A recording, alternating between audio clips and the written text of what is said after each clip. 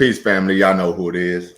Back at it once again. Bakari Lumumba, the progenitor of LumumbaSpeaks.com, a Black empowerment initiative where we believe we could gain a competitive advantage by always betting on Black. If you're watching, make sure you smash that thumbs up button. Thumbs up, thumbs up, thumbs up. Hit the subscribe and like notification bell as well. We're back. We're going to have another great show where we're going to be asking the question, Ratchet Feminism, and what it means for the Black community. So that's a topic for today. But before we tap in, you all should know the link is in the description. So if you want to tap in, be part of the conversation, be ready to go, the link is in the description. We're going to be talking about ratchet feminism and what it means for the Black community. Starting off from the top, you know we have to go over the ground rules. I got to set the rules right. First and foremost, we believe in diversity of thought here at Lumumba Speaks. So if you have a dissenting opinion, you're more than welcome to tap in and be part of the conversation. I would prefer that individuals that have a dissenting opinion other than my own tap in and be part of the conversation. We don't want to create an echo chamber, right? And we know that Black people are not monolithic, right? So we have a myriad of different views, perspectives, concepts, values, etc. So I want you to tap in, be part of the conversation. Number two, no racial epithets of any kind when we are referring to African people, irrespective if you see yourself as an African, as a Black person, if you're from the continent or diaspora. No racial epithets of any kind can be used on my platform. We believe in Black empowerment, not in Black denigration. Rachet, Black power. Also, most important, facts over feelings. Okay, so we don't want to become emotional, have a verbal free-for-all. We want to be respectful of everyone who taps in and is part of the conversation. And then last but not least, and I state this every show, you cannot make a claim on my platform that is patently false. You could give your opinion, no problem. Like I said, I'd have no problem with dissenting opinions. We believe in diversity of thought, but you can't make a comment, a claim that is patently false. I will give you an example, and I've used this example ad nauseum. I would argue, if you could believe that Michael Jordan or LeBron James is the better basketball player. However, shout out to Sugar Booger 7. Appreciate you, sister. Hope you tap in to be part of the conversation. However, if you were to tap in and state that LeBron James is the better basketball player because Michael Jordan only won one championship, then I would shut you down and let you know that, of course, that is a claim that is patently false and, of course, can allow it to take place. So once again, diversity of thought is accepted. You can have a dissenting opinion and you're more than welcome. Actually, I would want you to tap in and be part of the conversation if you have a dissenting opinion or you think there's a perspective that isn't being, of course, addressed in the conversation. Number two, no racial epithets of any kind. As we know, we believe in 3 N's of Black power here at Lumumba Speaks. That is what? Self-respect, self-determination, and self-defense. We believe that first and foremost, above any and all things, we must respect ourselves as African people. So we do not use racial epithets of any kind on my platform. Number three, facts over feelings, brothers and sisters, right? We want to deal with facts, not feelings. Now, if you have a perspective, school of thought that you want to introduce, no problem. Theoretical frame of reference, no problem. Pedagogical paradigm, no problem. Shout out to Sister Mary Shy. Appreciate you, sister. But last but not least, once again, no claims that are patently false. Of course, I am a budding scholar, someone who works, of course, in higher education. And for me, I think it's unbecoming. So I don't want to allow anyone to tap in and make claims that are patently false. Shout out to my cousin pulling up, pulling through. Shout out to D1 DYT 937 West Dayton Strong. Y'all know what it is. It's the Gym City in the house. So we're going to get a conversation started. So what the idea that brought this to be, to have a show on ratchet feminism and what it means for the Black community is, I actually was in the middle of skimming theses, dissertations, and I came across a thesis written by a sister entitled Ratchet Feminism, right? I mean, it literally was entitled My Feminism is Ratchet, a Black Feminist Review. And this was, of course, a master's thesis. I actually reached out to the sister who wrote this thesis, hoping that she could tap in, be part of the conversation. I reached out to her via Facebook Messenger, wasn't able to get in contact with her, even reached out to her on LinkedIn, wasn't able to touch base with her.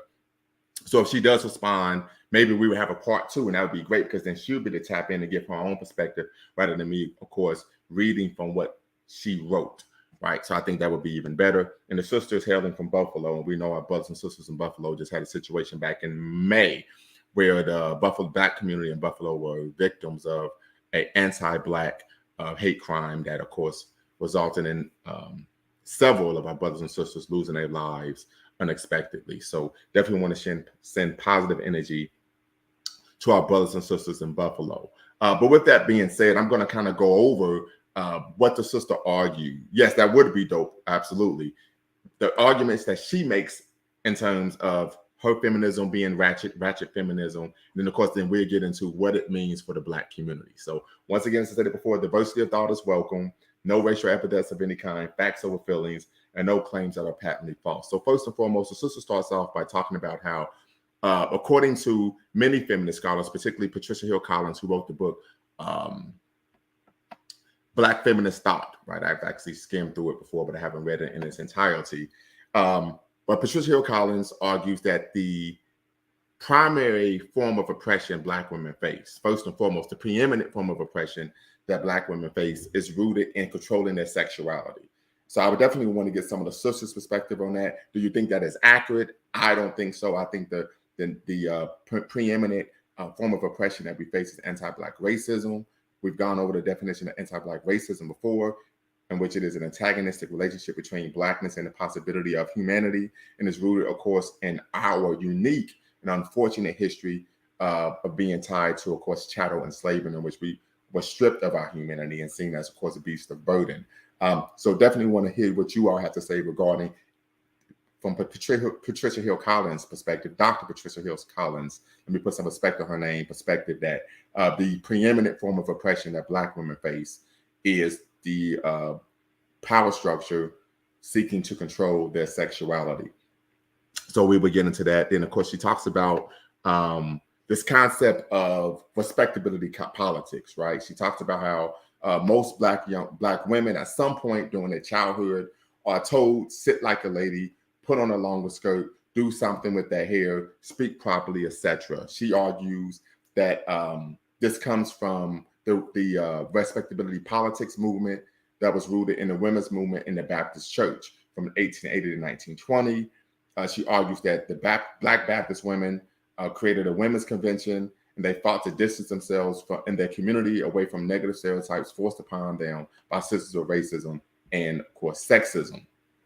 There's a belief at the Women's Convention that by enforcing a set of rules or guidelines to live by, that Black people will be deemed as acceptable and will garner a level of self-esteem from white America. Included in these rules were examples of how to dress, speak, behave in a way that was seen as, of course, respectable. She goes on to argue that, of course, this has not worked, and we know that irrespective of how we speak, behave, dress, move, act, etc., we are still, unfortunately, finding ourselves repeatedly being the victims of course, anti-Black racism in the myriad of ways. So that's how she sets up, of course, her treatise. She goes on to talk about the stereotypes of Black women, and of course here in America, and particularly in the Western world, the neglectful welfare mother, the bitter sister, the tragic mulatto, the Jezebel, and of course the sapphire. So she talks about these different stereotypes. She even goes in to talk about Sarah Barton. We know this was a Khoisan woman from South Africa who was taken to Europe, where she spent time in both England and France during the 19th century. Due to the composition of the sister's body, she was forced to participate in freak shows where she became known as the Hottentot Venus. I don't know if any of you are familiar with Sarah Barton. If you're not, let me know. But I, of course, am familiar with her, having a background in Black studies. And she talks about the commodification and objectification of the Black woman's body, and how there's a historical legacy starting, of course, during the Holocaust of enslavement, also the Ma'afa, the African Holocaust of colonialism, imperialism, racism, and slavery. She then goes in to define ratchet feminism. She gives a definition, and then she brings up a definition from another author. She argues that ratchet feminism evokes a certain carefreeness from its daughters. And the daughters she's speaking of are a first, second, and even third wave feminism. She argues that it is uninhibited and unstructured, yet at the same time provides a sense of protection. Ratchet feminism gives women the tools to push back against what has been defined as acceptable womanhood.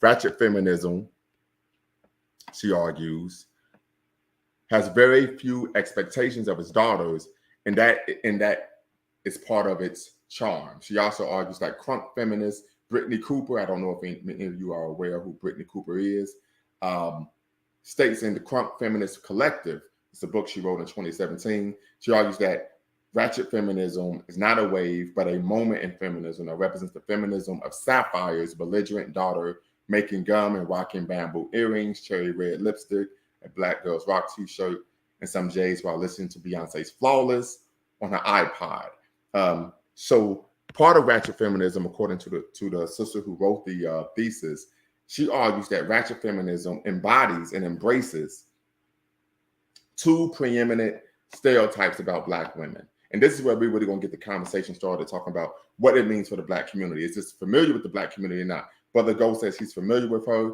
so we're definitely going to have you tap in and share. So they argue that the Sapphire stereotype is something that, from a ratchet feminist perspective, is embraced and is empowering and liberating. The Sapphire caricature, as many of you may be aware, portrays Black women as rude, loud, malicious, stubborn, and overbearing. This is the angry Black woman popularized in the cinema and on television. She is tart-tongued and emasculating, one hand on the hip and the other pointing and jabbing, violently and rhythmically rocking her head, mocking African-American men for offenses ranging from being unemployed to sexually pursuing white women. She is a shrill nagger with irrational states of anger and indignation, and is often mean-spirited and abusive. Although African-American men are her primary targets, she has venom for anyone who insults or disrespects her. The Sapphire's desire to dominate, her hypersensitivity to injustices make her a perpetual complainer, but she does not criticize to improve things. Rather, she criticizes because she is unendingly bitter and wishes that unhappiness on others. The Sapphire caricature is a harsh portrayal of African-American women, but it is more than that. It's a social control mechanism that is employed to punish Black women who violate the societal norms that encourage them to be passive, servile, non-threatening, and unseen. But then, of course, the Jezebel caricature, and all of these caricatures we know come out of the minstrel shows of the mid-19th century. The portrayal of Black women as lascivious by nature is an enduring stereotype. The descriptive words associated with the stereotype are singular in their focus: seductive, alluring, worldly, beguiling, tempting, and lewd. Historically, white women as a category were portrayed as models of self-respect, self-control, and modesty, even sexual purity. But Black women are often portrayed as innately promiscuous, even predatory. This depiction of Black women is signified by the name Jezebel. So now we're going to get into the conversation. The link is in the description. I'm going to put the link in the chat, and we're going to have a conversation about this concept of ratchet feminism, embracing the stereotypes. And Sister Mary Sai says sigh. So I need you to tap in and share what you mean by that. So ratchet feminism, for all intents and purposes, is a movement, loosely construed movement, to embrace the stereotypes of a Sapphire and a Jezebel. What does that mean for the Black community? Is this beneficial to the Black community? Is this detrimental to the Black community? I want you all to tap in and share with me what you all think. I think you all know from watching my platform, you know what I think about the situation, but I want to have a conversation with you all. So the link is in the chat. The link is also in the description. And we're going to have a robust, intellectually stimulating conversation regarding ratchet feminism and what it means for the Black community. I would say this, one of the things I think we found, particularly in younger generations, is an embrace of negative depictions of Black people, almost what people argue, stripping the power away from the word or from the concept and embracing it and putting it on themselves. We've even seen this in the LGBTQ community. As I've been told and what I've read, is that the queer was a term that at one point was pejorative in nature, but of course it's been embraced by the community and now seen as something positive. So this may be something that marginalized and minoritized peoples and identities engage in some form of agency of self-determination. But definitely want to hear from the sisters this evening regarding ratchet feminism and what it means for the Black community. So tap in, brothers and sisters, tap in, tap in, tap in. As you all know, you do not, I repeat, you do not have to cam up, and you can use a pseudonym if you like, right? If you want to maintain your anonymity, that is completely understandable. You can use a pseudonym. You do not have to cam up. We'd love for you all to be part of the conversation regarding ratchet feminism and what it means for the Black community. For those of you all just tapping in who may be unaware, ratchet feminism is a loosely construed movement of new wave feminism that makes the argument that embracing historically negative caricatures of African American women, particularly the Sapphire and the Jezebel, is seen as liberating and empowering. So, and then of course we can have a conversation about respectability politics. I think oftentimes many people misconstrue someone who is engaged in self behavior that I would regard as self-respect, right? Or we would call manners, right? Home training as engaging in respectability politics. So definitely want you all to tap in, be part of the conversation, be here, be square, right? So Sister Mary Shaw, you're commenting a lot in the comments. Tap in and be part of the conversation. Sugar Booger 7, sister, would love for you to tap in and be part of the conversation as well. As you know, you do not have to cam up, but I really, truly want to center this conversation around Black women's voices.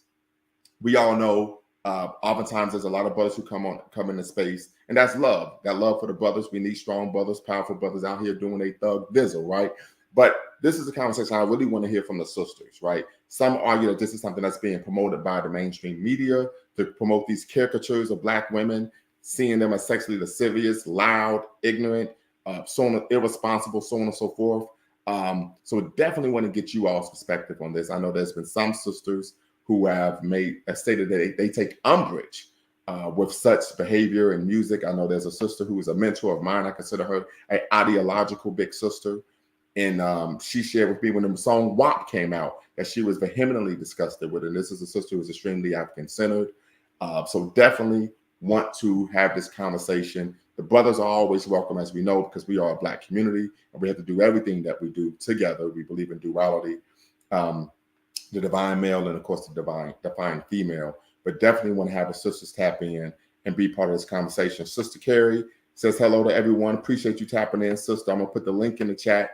Want you to tap in and be part of the conversation. Give us your thoughts on ratchet feminism and what it means for the Black community. So definitely tap in, brothers and sisters. The link is in the chat, and we want to have a robust, intellectually stimulating conversation regarding ratchet feminism and what it means in the Black community. So I see Brother B. Quillan is here. So tap in, brothers and sisters, and really share with me what you think.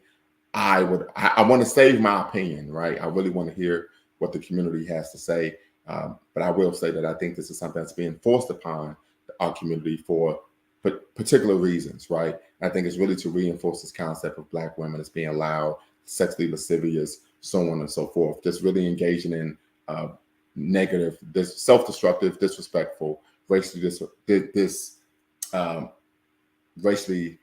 destructive behavior. So Brother Ghost says, go on, ladies. So listen, we're trying to hear from the ladies, right? We're trying to hear from the ladies here. You know what I mean? So we really need the sisters to tap in and be part of the conversation. Also want to state, I would be remiss in my duty if I did not mention that today's Black History fact is the Queen Mother and considered grandmother of the Civil Rights Movement, Septima Poinsetta Clark. She transitioned to the realm of the ancestors on this day 35 years ago. We're talking about December 15th, 1987, in Johns Island, South Carolina, at the tender age of 89. As many of you may know, Septima Poinsetta Clark focused on the power to vote, and she helped African Americans out of poverty and discrimination that plagued the plains of America for much of the 20th century. Sister Clark used the power of learning to give African Americans the ballot box, right? While working with the Southern Christian Leadership Council, she arranged citizenship schools to help people learn how to read and become more empowering by passing voting literacy tests, by creating a greater sense of self-dignity. Thousands of Black people took these classes in what became a building block in creating political, social, and educational growth in communities in the Deep South. Clark became the first female board member of the SCLC as she was appointed the Director of Education and Teaching. Clark was born on May 3rd, 1898 in Charleston, South Carolina. She obtained a bachelor's degree from Benedict College and a master's from Hampton Institute now known as Hampton University. So we definitely want to show some praise to the Queen Mother, our esteemed ancestor, a true sister in the struggle, Septima P. Clark. So Go says sisterhood. I always go on the live stream. Stop it. Was listen, sister, but you're here, so we need you to tap in. You know what I mean? Oftentimes when brothers are doing shows like this, the complaint that we hear is, why aren't there any sisters on the panel? Why aren't there any sisters on the panel? We need to elevate Black women's voices. Well, this is the opportunity right here, particularly when we're discussing a topic that is centered on Black women's perspectives, experiences, and behavior. So this isn't the time to be shy. This is time to stand up and, accentuate and signify your Africana womanhood and tap in and be part of the conversation. So, as I said before, we're talking about ratchet feminism and what it means for the Black community. As you know, as Kobe Bryant would say, you miss 100% of the shots you don't take, right? So I'm gonna put the link in the chat one more time, and we're not gonna wait for the sisters if they don't want to tap in. That's quite all right. We're gonna allow anyone to hop on that wants to hop on and get a perspective. I just put the link in the chat once again. As I said before, the link is in the chat room. But as I always say, listen, if you're gonna swing for the fences.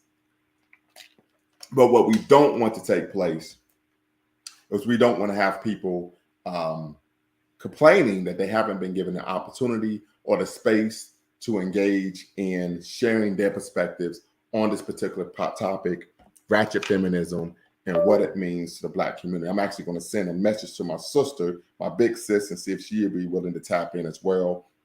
She is someone who is intellectually astute, I think very highly of. I'm hoping that she would tap in as well. But definitely listen, brothers and sisters, I need you all to come on out here and get this work, loaded luck style. The fastest way to Harlem is the A train. But, you know what I'm saying, if we in the out, it make you pop in an ambulance, right? So listen, let's make this happen. Send this to my sister here. And we're going to, let's see, I said tap in, sis. I think you would like this topic.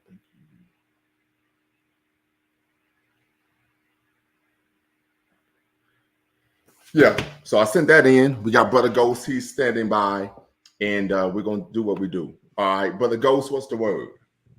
Hey, what's going on? How you doing? I'm doing quite all right. Good. Yeah, I just decided I'd come on up here since I don't see any ladies hopping on, but I would just playing, running scared, playing scared. You know what I'm saying? Get this work. Get this work. right, Get this work. exactly. Yeah, so I definitely want to hear their perspective, but what I would say is just it kind of reminds me of just I was reading through your description as well to kind of make sure I had a little bit better understanding of what it was. But the topic of ratchet feminism. But Mm-hmm. what I gather from the description and everything, what I would take away from it is it seems like it's one of those things where it's kind of like you could even apply that concept to just the whole like Black community, men included, as far as saying like, is this just something where we're trying to express ourselves in the way that we naturally express ourselves? Which you can kind of argue, where does that culture really come from? Um, I don't know if you heard that. Did you hear that last CD that Kendrick Lamar put out, his last album, where he kind of was breaking down where he thought like the culture actually came from and what Black culture was? Did you hear that or no? No, I didn't. Okay, well, never mind. But if anybody heard it, y'all know what I'm talking about. But the thing is just like, where does the culture really come from? And, is do we need to express ourselves in a way that is the way that we're expressing ourselves negative? Sometimes I think, is it negative, or is it just this is just the way you feel like you express yourself? Sometimes I would argue that it's negative. I think, as you said, based on some of your topics and the way that you view things, you probably would agree with that. Am I correct on that, or am I wrong? Yes. Yeah, so I mean that's the thing. It's like, okay, do you need to be, and I don't want to get too hyperbolic with it, but do you need to be up on the table twerking? Is this just you expressing yourself, or is this like very, extra? What I'm saying? Like, is it really something that you really need to take it to that level? Like, things like that. I'm just wondering, there's a certain level of, I think you were alluding to some of the things in the description and in your opening speech about like okay, is it just oppressiveness from like the church and rigid, wear a skirt that's below you down to your ankles and stuff like that, or is it just like you want to be overly ratchet? And Right. like I said, it can really be applied to men as well. Like, do you need to be walking around, sagging your pants all the way down to the floor? Like, is that really necessary? I mean, it's like things that we're doing. I guess that's the question for me. It's like, is it a cultural thing? And and is it a black cultural thing? And what is a black cultural thing if you are going to say that? Is it really a black cultural thing, or is it just something that's marketed to you that you adopted and that you're, using the excuse of saying that it's a cultural thing? Um, but yeah, I'll let Big Kulan speak. That's all I really had to So say. real quick, let me respond to that. I think it's something that's marketed to us.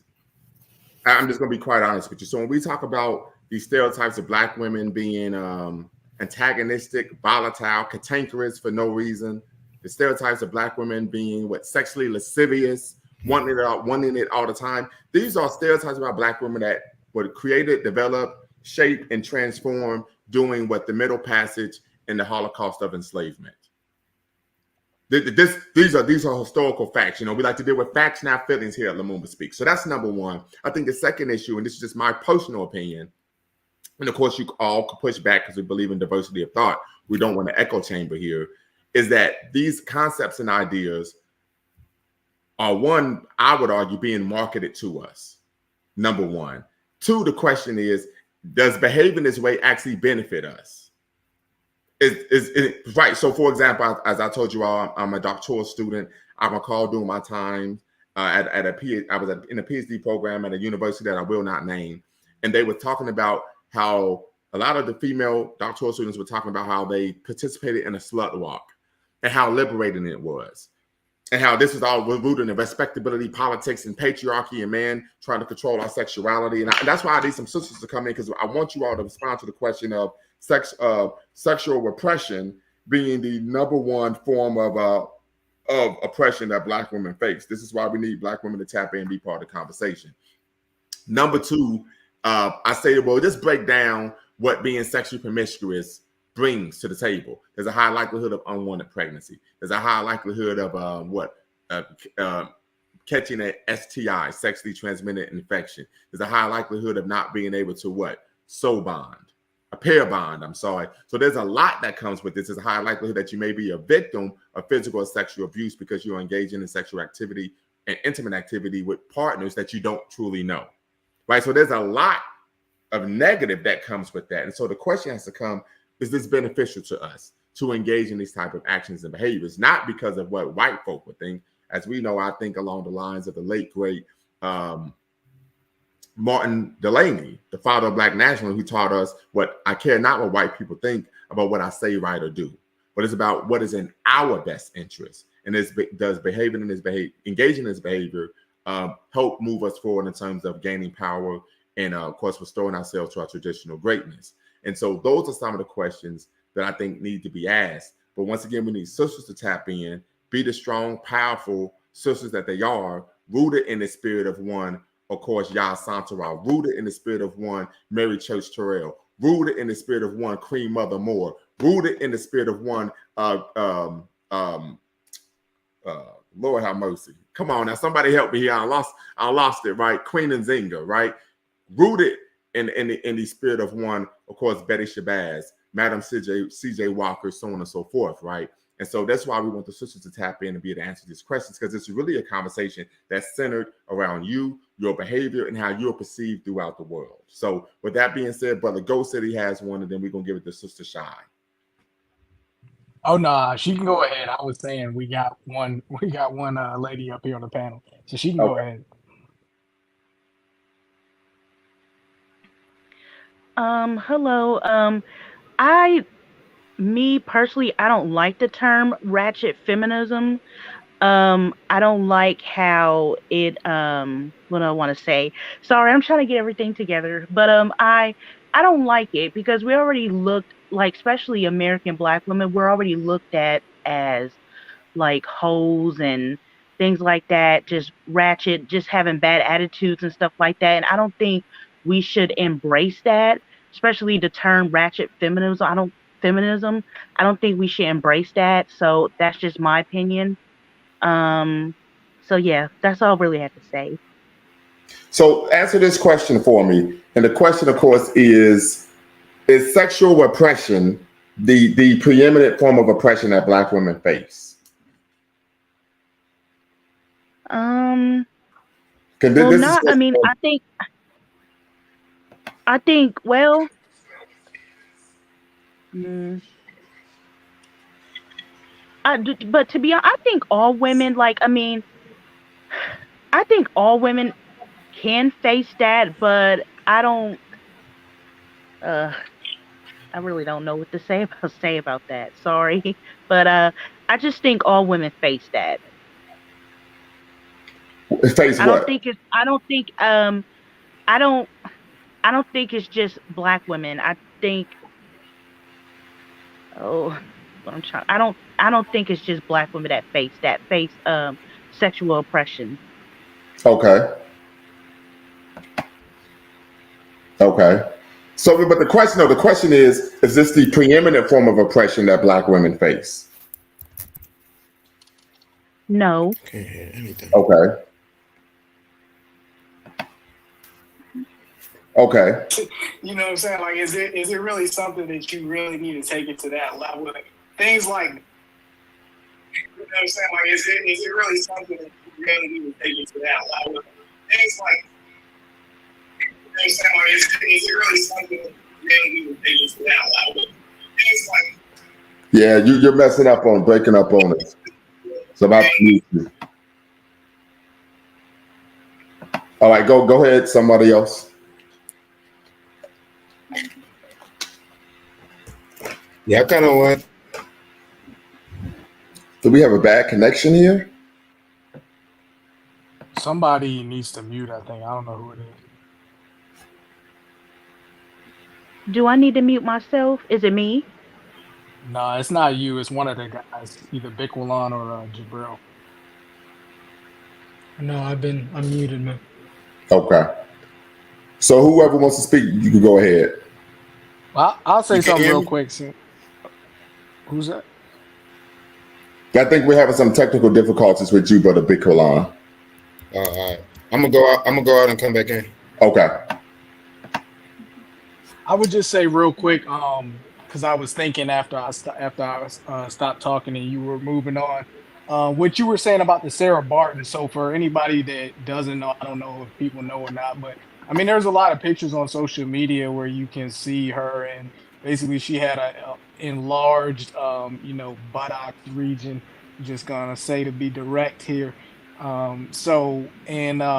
They basically paraded her. The Europeans basically paraded her around to different parts of the world, essentially to show her off as kind of like a um basically, for lack of a better term, like zoo attraction is the way I would say. And basically what I feel about that, I think that's actually a pretty important thing to just be aware of, because if you see the things that it's actually like it came full circle right now. We have the whole BBL era and stuff, and I got my thoughts on that. Don't get me started on that, but it's just funny how like it came full circle, and like you're parading this woman around that you took out of Africa, and now you have this whole caricature of the modern black woman, where they try to take different features, and basically it's like they're still being used as like a caricature in a way. I mean, that's how I feel anyway. I'll listen to any lady's perspective on it, but it just seems like that's the case to me. Absolutely. I'm showing some pictures now. So if you all are unfamiliar with the concept, who Sarah Barton is, the term Hottentot Venus. So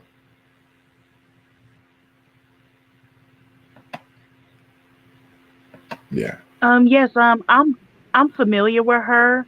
Um and when I read about her, I just find that really disgusting that people would do that to someone. Like, especially a black woman. Like I just don't think that's good. I just find it disgusting and pathetic. I'm sorry. I just find it disgusting and pathetic. And now you have black women that's like, on Instagram just showing their bodies and stuff like that. And, always turning around taking a picture of their butt or, things like that. And I just feel like we're just, you know, showing off the wrong things. And that's why people look at us like that.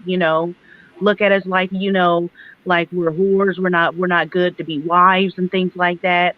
I just really think that black women, we really need to look within and, just I don't know, we just need to change because I mean, that's that's not good, especially when you look at Sarah Barton.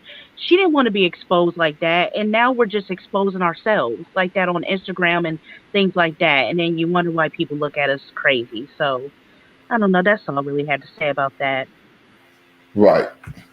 And Butter B. Quillan says, I can't believe ratchet feminism is actually real. This is my first time hearing of this. You'll be surprised about regarding some of the what we would consider nonsensical ideas and concepts that come through higher education. So, as you know, most institutions of a higher education, particularly liberal institutions, are public institutions are extremely liberal in nature, and so there's almost a space for almost anything to be accepted. And so, and one part of being an academic is pushing the bounds, creating new concepts and theories and constructs and views that people haven't considered before, right?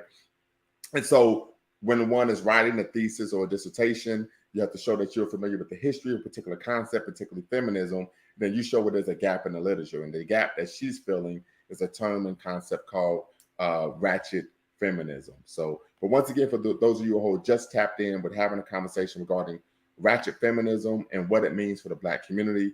According to the sister who wrote the treatise, it makes the argument that ratchet feminism uh, embraces the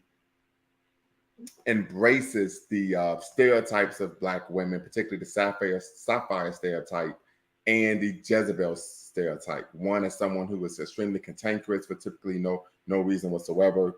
Then as the Jezebel stereotype, which of course is rooted in Black women, that stereotype that Black women are sexually lascivious in nature. Unfortunately, as we know, these stereotypes are rooted in, of course, the Middle Passage and the degradation of Black women during the Middle Passage, the sexual violation of Black women during the Middle Passage, and then, of course, the just part of it was used as justification for the Holocaust of enslavement. So Black women are cantankerous by nature, and so we have to enslave them to make them act as if they are a reasonable human being. So, with that being said, Brother Jabril, I'm gonna open things up to you. Hey, brother Lumumba, glad to be on your show. Yeah, I mean, I heard part of your definition of ratchet feminism, and it's crazy to say the least. I mean, to me, feminism, I used to, when I was young and naive, I used to consider myself a feminist, right? So what is feminism? Feminism, excuse me. Feminism is essentially the equal rights of the races. Essentially, that's what it's Of the coined gender. as, or what they say of a gender. Did I say a race? Yes, yes. I have race in my mind all the time. My Race apologies. first. I know. Of a gender, I race know. first. Me, brother Lumumba, be chopping it up all the time. But yeah, essentially, between the sexes, right? So in theory, I agree with that. But when you look deeper into what feminism is, it's very anti-male. It's very aggressive. It's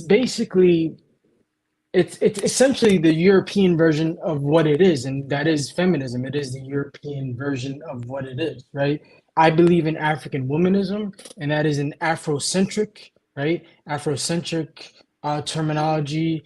It's essentially it's an ideology that's applicable to all women of African descent, and it's grounded in African culture and Afrocentrism, and it focuses on the experiences, struggles, needs, and desires of African women of the African diaspora. I believe in that. I don't believe in feminism and ratchet feminism. Oh, you got a book on that? I actually have the book here. It's written by Okay. our powerful sister, Kalora Hudson Williams. When she wrote this book, she was an associate professor of English at the University of Missouri, Columbia. Africana womanism, reclaiming ourselves. And of course, as you stated, she argues rather eloquently, I might add, that any type of liberation for Black men or women must be rooted in us coming together, right? And she talks about the successful, what I would dare argue is the successful victorious politics of self-defeat. It's like working your bicep but not your tricep, working your chest but not your back, right? Working your quads but not your hamstring, right? Y'all can tell I stay in the gym, right? Agreed. Now, Yeah.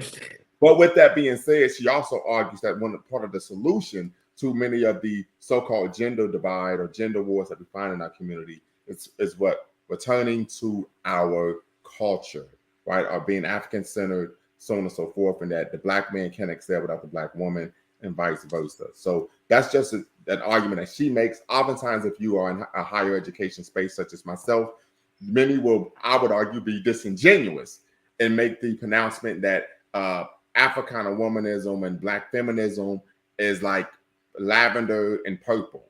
I vehemently disagree. If you're familiar with the literature and with the text, that is not the case whatsoever. That's like saying a Pan-Africanist and integrationist are the same thing. We know that is not true whatsoever. But with that said, brother, I'm gonna let you continue.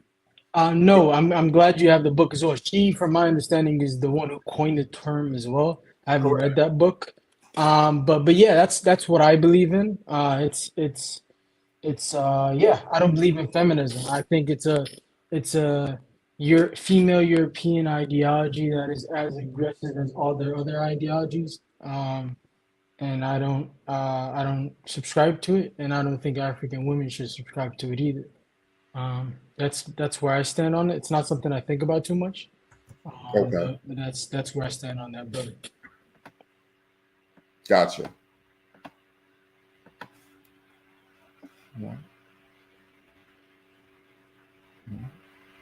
Any thoughts on this concept and idea of sexual repression being the preeminent oppression that Black women face? I know you're not a Black woman, but what are your thoughts on that?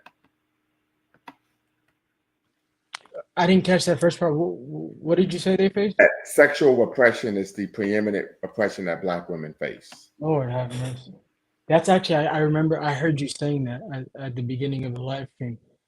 That's nuts. We're in a race war. We're not in a sexual repression war. That's lunacy. That idea came from not even a child. That idea came from a psychopath. That's nuts.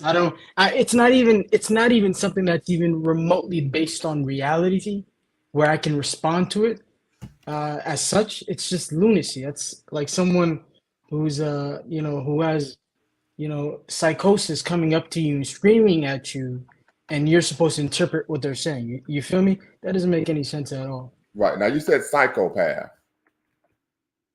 Yes, someone who's suffering from psychosis, you can say, who's schizophrenic or something. Essentially, the way they see the world is not the way that you and I would see the world, right? Right. They're living in their own world internally in their minds, right? So I was framing it as such. Okay, and Walter Angola, I hope I'm saying that right, states the job of the woman is to give birth to civilization, and the job of the males is to protect the civilization. That's just my thinking. I think this would be an example of duality, which we speak about a lot on the show, that we have both, the man and woman have equally important roles. They're not identical roles, but they are equally important roles. And so this is rather curious, to say the least. But of course, we're talking about ratchet feminism and what it means for the Black community. I know there's still some sisters out there. Need you all to tap in. This is a conversation that's centered around your perspective, your experience, and how you all are viewed, not only in America, but throughout the world. So we definitely want to hear you all's voices. We know, unfortunately, oftentimes in conscious communities, in woke communities, in Pan-Africanist communities, in Black-minded communities, in revolutionary, radical communities, there is a belief that oftentimes women's voices and perspectives are repressed. We don't want that the case to be here at Lumumba Speaks. So we want to center you all's voices, right, and allow you all to give have the stage, for lack of better words. Brother B. Quillan says you can never Use the tools of your oppressor, e.g., feminism, communism, capitalism, etc., to free yourself. Sister Mary Shea says, please, sisters, tap in. Don't leave me up here. That's right. Call on the sisterhood. That's right. Call on the sisterhood, tap in, and be part of the conversation. As I said before, Ratchet Feminism, according to the scholar, the sister who wrote her treatise, her master's thesis, she states that Ratchet Feminism believes in actually centering, identifying, and illuminating the stereotypes of the Sapphire stereotype and, of course, the Jezebel. As we know, the Sapphire is a Black woman, stereotypically, who was a cantankerous for typically no reason. And the Jezebel is seen as someone who was sexually lascivious, so lascivious in nature. So please tap in, give your perspective on Ratchet Feminism and what it means for the Black community. So I will pose a question to the group. Does this help or hurt the Black community for Black women to engage in this type of behavior? It hurts the Black community. It hurts the Black community because sisters shouldn't be, like we shouldn't live up to those stereotypes. Like, I mean, we kind of already do live up to those stereotypes, because people say we have a loud mouth, we're angry, we have well, I can only speak for the Black American community, so I'm not going to speak for any other community. I'm just going to speak for the Black American community. So I'm Black American. So um like, we have more than one baby father, we're loud, people already think that, like, we're whores and things like that. We have these bad attitudes. I'm just saying. I mean, I'm saying this because of what I see, but I do listen. I do listen to Black men and other people, of what they say about Black American women, and so it's already not good because the Black community. I mean, look at the Black community. Like, look in all the communities around the USA. I mean, single mother households. It's just like it's a chaos. So I think it's bad for the Black community, in my opinion. So that's all I had Got to you. say. Sister Hart and Sister Carrie, let you all tap in, give your perspectives. Hello, everybody. So regarding the ratchet feminism, um, I really don't agree with that. And I know earlier Professor Lumumba had mentioned, is it a way to express yourself? Like, people can express yourself, but you don't have to express yourself in a way that's degrading, and you're not carrying yourself with grace and poise. Because back in the day with our ancestors and so forth, they expressed themselves. However, it was in a dignified way, in a sophisticated way regarding that. And to answer, I think it was a statement about sexual oppression, or was it Yes. sexual oppression? Yes, being the preeminent form of oppression that Black women face. This is the Um, argument that was made, of course, in the sister's thesis, and she's arguing that because that this is the case. So one, do you agree that that is true, that the preeminent form of oppression that Black women face is rooted in their repressing their sexual behavior? I feel. Let me see. I know that's an interesting question or whatnot. Um, for them to be for women to be promiscuous. Well, so let me Was that what? restate the question. So the Mhm. argument that's being made in the sister's thesis is that black women, particularly Patricia Hill Collins, makes this argument. Her book Black Feminist Thought, which of course was first written in 1991, she argues that the number one form of oppression that Black women face is sexual repression. That the patriarchy seeks to control their sexual behavior, and that is the preeminent form of oppression that Black women face above any other kind of oppression. Do you agree with that? No, I don't. I don't really agree with that because there's other forms of oppression Black women have faced. Mm-hmm. You know, there's sexism and so forth, things like that, racism. Mm-hmm. There's there's misogyny or misogynoir, Yeah. misogynoir, that as well. And with that whole with this from my perspective on the sexual oppression is, I think that might be a way to show I'm being oppressed or going through sexual repression. Like my sexuality, what I do, will be deemed as, will be looked down upon or whatnot. So like I feel that I should be free and just sleep with whomever I want to. Me personally, I that's not how I was raised. To like and then I know you had mentioned something about soul ties, and it's not only just about getting pregnant and and then also getting an STD or whatnot. And it's also, you I was just taught that you just don't give your body to any type of person because of those soul ties and so forth. And the way how I was raised was, at least let the person earn it, or like the person should marry you and so forth, or definitely let the person earn it. Mm-hmm. And I know some people are different or whatever, but that's the way what I was Right. raised, how I Right. was raised And or according whatnot. to the author, she argues that being raised that way is extremely problematic because, in her view, the number one way that women can liberate themselves is, and I'm not, this isn't me taking her words and putting my own spin on it. I've read the sister's thesis today. Had to read the thesis today. It's only 46 pages. Mine was 84, but we're not competing, right? But she argues that the preeminent manner in which Black women can overcome oppression is by being sexually promiscuous. No, that's not gonna solve any. No, I mean, I disagree. That's not gonna By being solve anything. promiscuous and engaging in stereotypically ghetto behavior, and that in doing so, somehow, some way, this will liberate Black women and somehow transmogrify the Black community and help restore us to our traditional greatness. No, This is no cap, no lie here. Like seriously, I understand. I don't think that, because again, our ancestors or whatnot, my ancestors, the ancestors here during the civil rights movement and so forth, that's not, they helped to pave the way for us. They didn't do it in that type of way.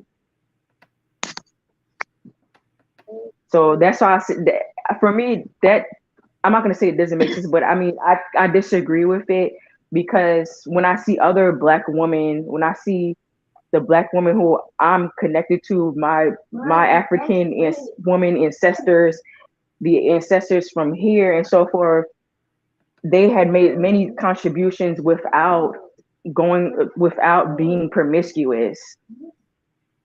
right. And So I just think that I think it stems from the Eurocentric ideology, and I know that was expressed earlier. right. So I'm going to share my screen here, and can you all see this? Yes. Okay, so as you can see, this is the thesis. My Feminism is Ratchet, a Black feminist review. I'm going to scroll down and really get to the part that I think is when she talks about ratchet feminism. So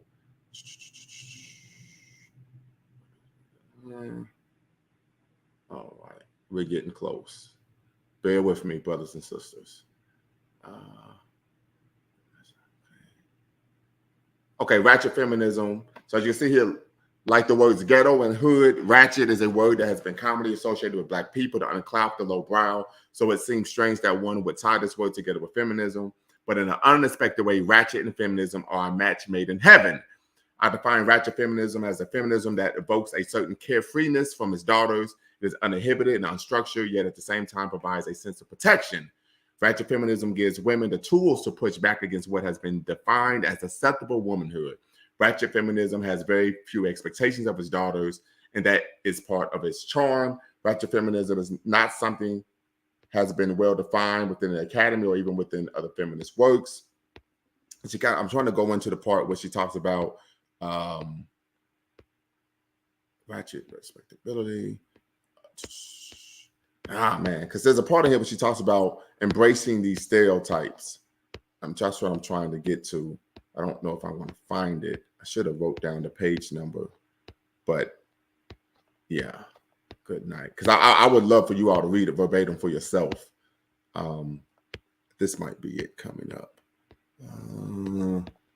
No, I didn't find it. I apologize. But yeah, in there she talks about that ratchet feminism focuses on embracing the sapphire and, of course, Jezebel stereotypes. But Water Angola, most Black women respect themselves a great deal, which is why I don't believe that they are promiscuous for the most part. It is the others that are extremely promiscuous. I would agree. Think extremely problematic. Sister Hart, you could tap in and share your perspective.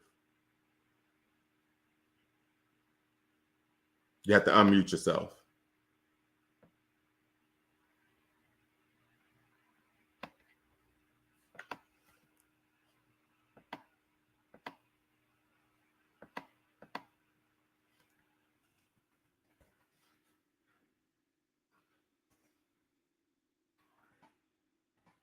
Sister Hart, you're going to need to unmute yourself if you want to give your perspective. But any thoughts on what I just read for you all?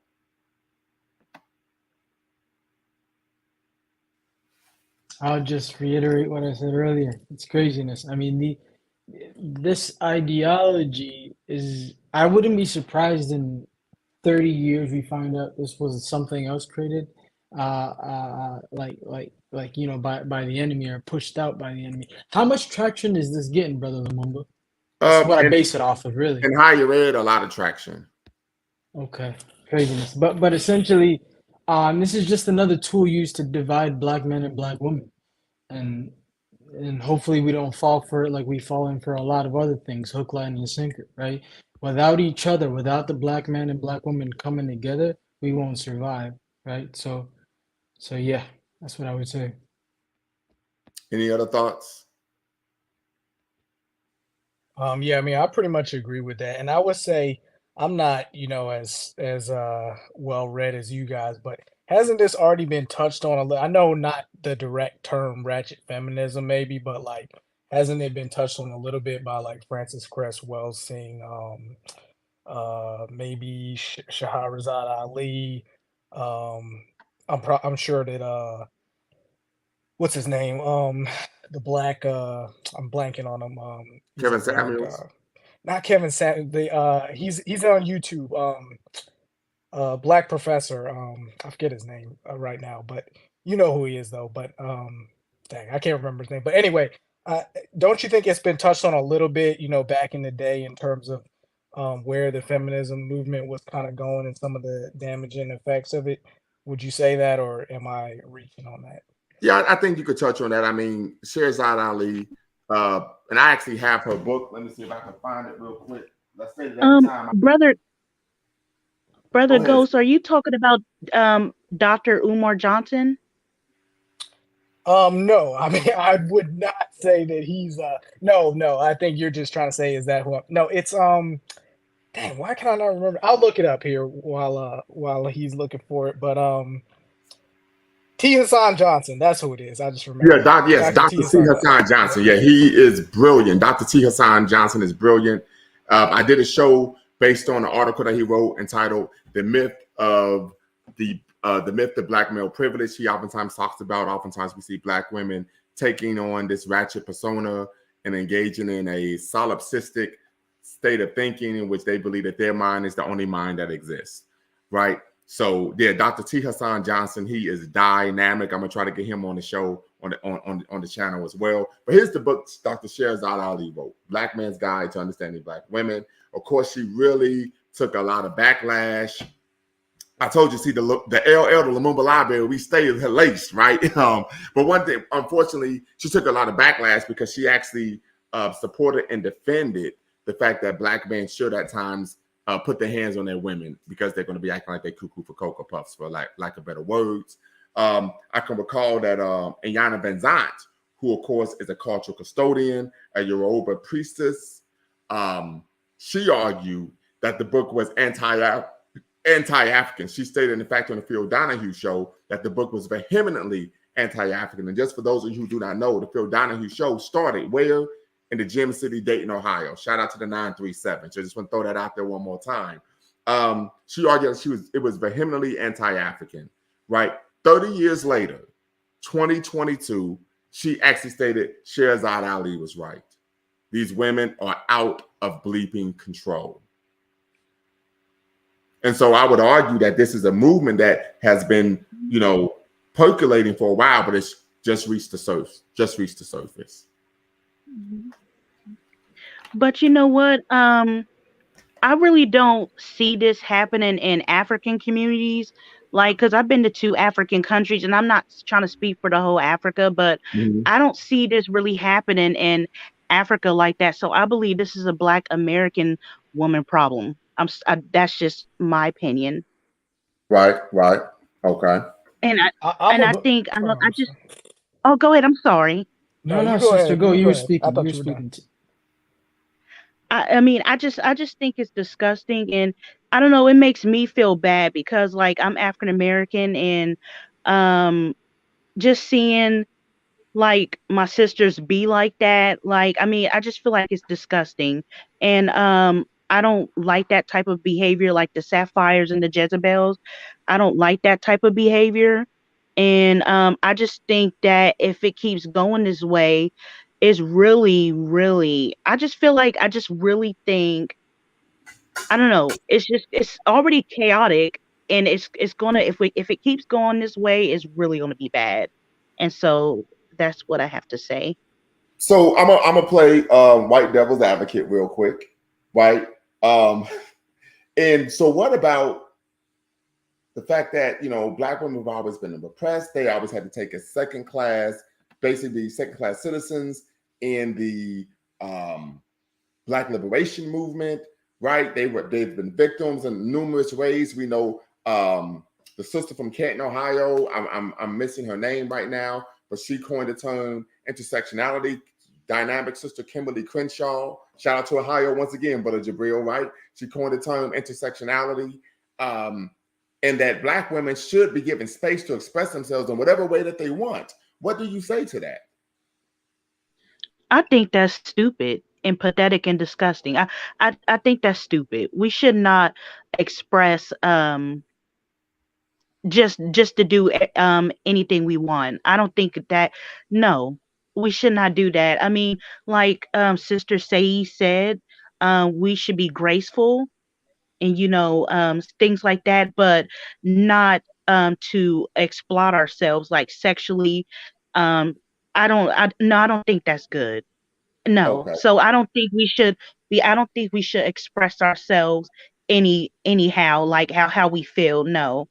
Because I mean, I feel like there's morals and stuff that we have to follow, like things we have to follow in the community.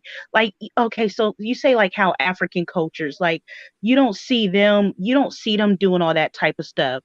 That's why we need to go back and assimilate back into an African ethnic group, because they have traditions and cultures and things that they have to follow. And I mean, I'm not saying African Americans we don't have a culture, but I'm just saying all this like sexual liberation and stuff like that. No, I don't think we should be doing any of that. I don't think we should do that. That's what I'm trying to say. Sorry. Okay. So Brother Bermuse Observer states, I would assume this is a brother. I apologize if it's not. If you seek out nonsense, that is what you will find. Tap in and please share what you mean by that. I'll put the link in the chat. Hopefully you can tap in and share with us, really break down, unpack what you mean by that. So what about this concept of respectability politics? And the argument that the sister makes in her thesis is that whenever Black people are engaging in behavior in which they are policing themselves, it's rooted in respectability politics. What do you all say to that? I think that's. Well, hold on real I think quick. that's. Can someone define respectability politics for me? Did you not just define it? Damn, I sure did. Yeah, I could I have swore you sure did. did. Can you rephrase it just one more time if you don't mind? Respectability politics is politics in which Black people seek to police themselves, so that, of course, we aren't encouraging the wrath of course, the white power structure. Hmm. Um, I think in that, what you're doing is you're making white people godlike figures. You're giving them power over everything. Mm, You're saying if we correct things that we deem within the African cultural context, things we deem, as my brother Lumumba would put it, unbecoming, that is respectability politics. That's illogical to me. We, in my frame of thought, is we've been at war with Caucasians, and not just Caucasians, other groups of people for hmm thousands of years now. Right. The It's intensified, you can say, within the last 600 years, particularly with the Caucasians, but we have been at war for at least the last 2,000 years, right? So so we need to be very clear, right? And we are oppressed people, you know.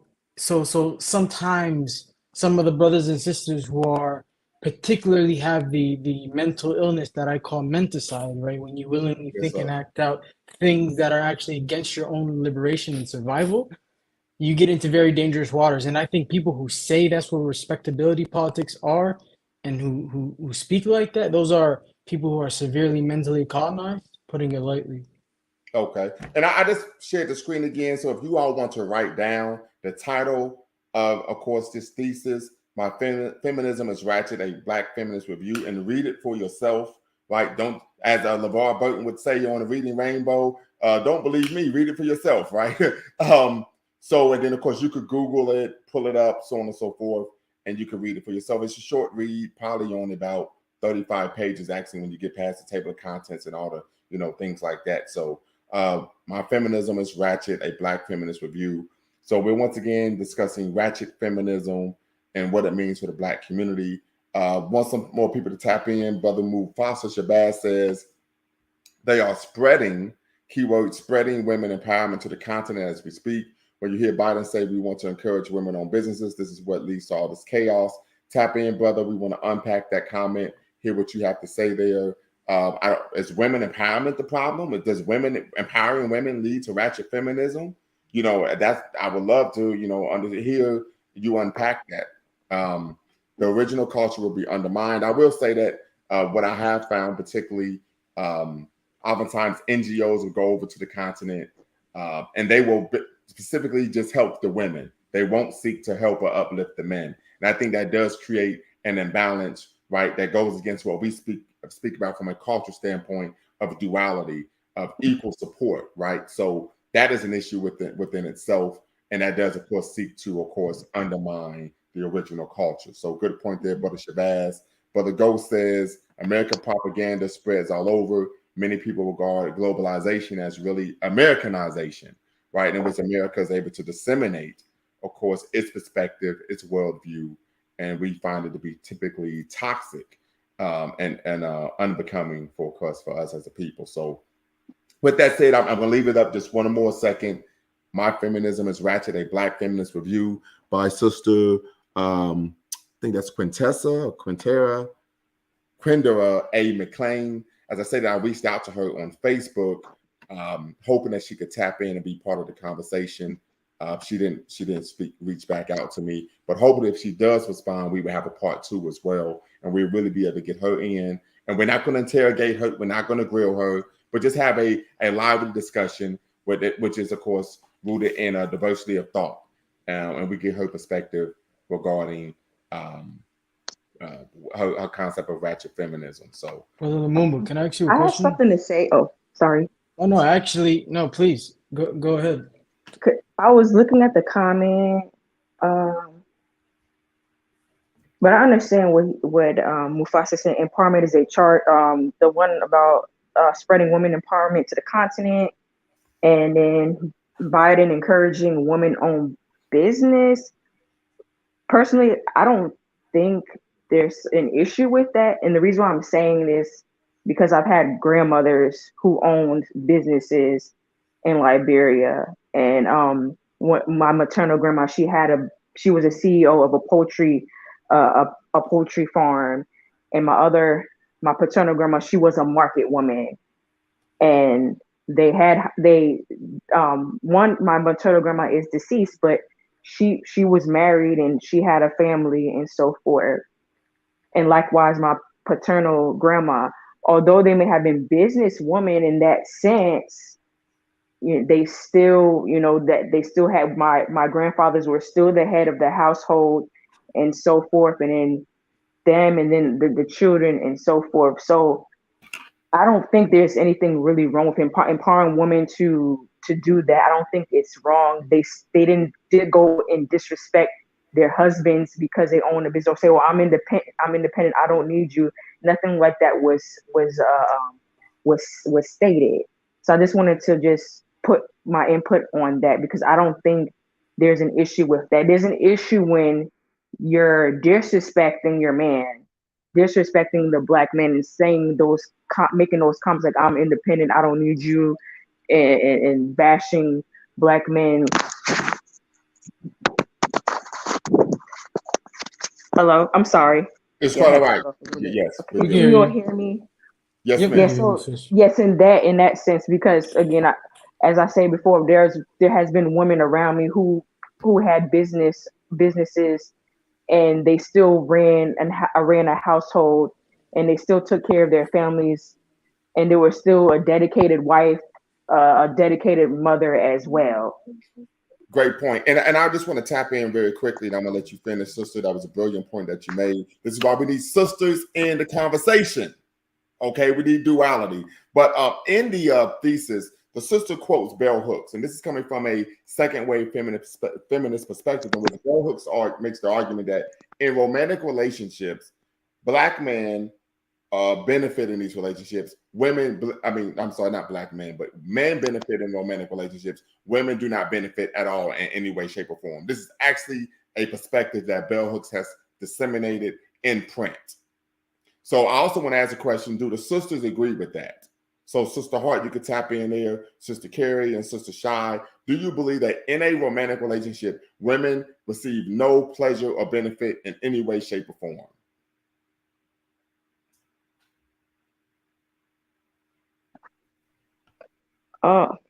I can answer. Well, I'm a married woman, and there's I don't want to put my business out there, but I mean, in my case, as a married woman, there's there's intimacy of whether it be emotional or physical, Mm-hmm. and we both can communicate what we desire.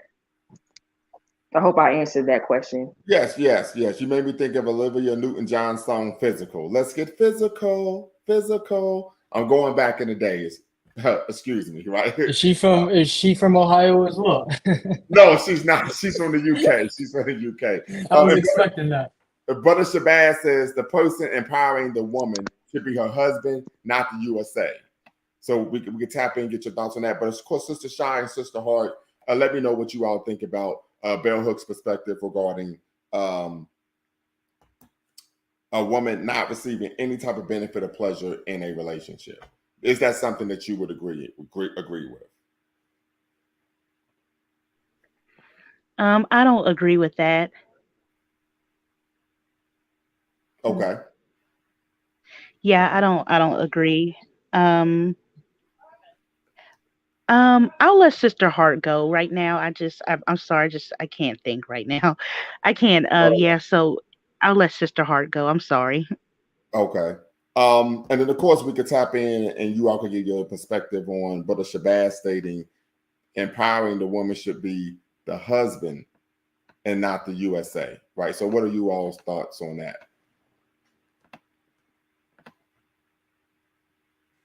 That sister, by the way, sent something in the message. She can actually. Yeah, I got it. Yeah, she can't speak. She's at Yeah. work, so that's understood. Appreciate her tapping in. The person empowering the woman should be her husband, not the United States of America. The good old US of A. What do you all think about that? So I was actually gonna say something like that ties into both what I think Mufasa might be saying in the comments, and also kind of piggybacks off of what Mary was saying. Like, so first of all, I think with the African countries, we do have to make sure that we separate sometimes, because not every country has the same culture, and I think Mhm. they could be vastly different in some cases. Now, I will say, I have not actually been to the continent yet. So I will defer to, Sister Mary Shy's, actual experience.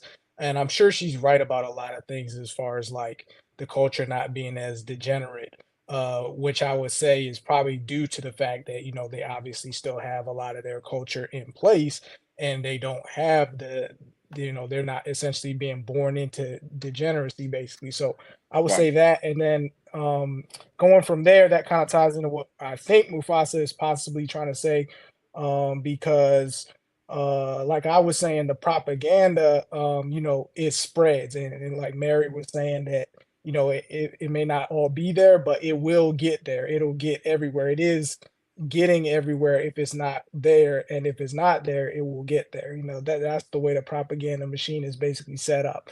So with that being said, I think that's kind of possibly what Mufasa might be saying, in terms of they're essentially, what I would say is they're essentially probably using the same models that we see over here, kind of like how we talked about in one of the previous shows about the single mom events, where we're essentially giving single moms special events and things like that. It Pedestalizing, yeah.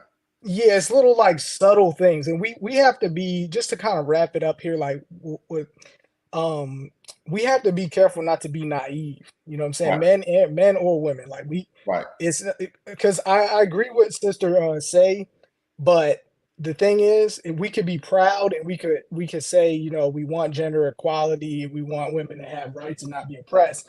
But there's a difference between that and saying and letting people kind of manipulate us to a point where they're sort of elevating someone above someone else, one gender above another, and like filling their head with a bunch of stuff, and then that kind of leads to these concepts like the ratchet feminism and the we can just do whatever we want, and then it kind of devolves the community into chaos And basically. I think that's a good point. You all was on when I had a conversation with Brother Kenyatta, and when I talked about patriarchy, one of his talking points was that you're just trying to control everything. And being in leadership doesn't mean that you're controlling people. But that's a feminist talking point, that if there's any accountability, it's because you're trying to control someone. Right. And the reality of the situation is, people say I can do whatever I want. Well, typically when you become an adult, you become mature, you become rational, you understand that you can do whatever you want, but there will be consequences with that. So I can recall an episode of Full House where I believe the oldest daughter, her boyfriend, and Muda got his own apartment. He was like, "Look, I got my own place. I can eat ice cream for dinner." But eventually, he realized that eating ice cream for dinner was nonsensical. It was irrational, right? And so you would think that that would happen, but we're not seeing that. And I think part of the issue is that we're seeing individuals in preeminent positions, particularly in the media, the mainstream media, promote these concepts that are, in my estimation, racially disempowering, self-defeating, and of course, self-destructive, right? But with that being said, there's an argument that, of course, if you are engaging in behavior that it is becoming, not we could care less about what the mainstream society thinks, but becoming in terms of for your person in our community, then you, of course, are engaging in respectability politics. And I've gotten that a lot, took a lot of pushback in terms of when I make those type of arguments, of course, with me working in higher education, that, it's just simply nonsensical. And people say, well, that's just because we're in America. I say, no, if you did it in Wakanda, you would still be looked at as a buffoon.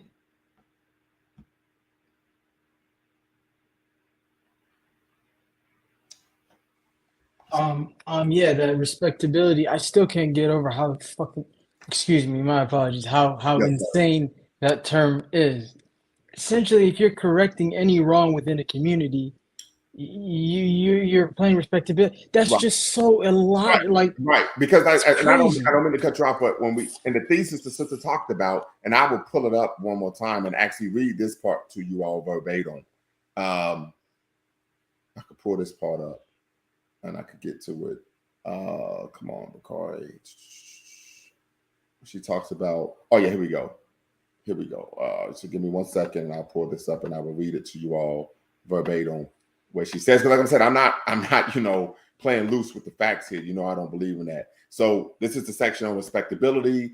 It's page 4. Respectability. At one point or another, every little black girl has been told to sit like a lady, pull on their longer skirt, do something with that hair, and to speak properly. These commonly used phrases were born out of respectability politics. The politics of respectability is the phrase that was coined by Evelyn Brooks Higginbotham in her book, Righteous Discontent, the Women's Movement in the Black Baptist Church, 1880 to 1920. Higginbotham coined the term as a way to describe the strategy used and established by a group of Black Baptist women known as the Women's Convention as they fought to distance themselves and their community away from the negative stereotypes forced upon them by systems of racism and sexism.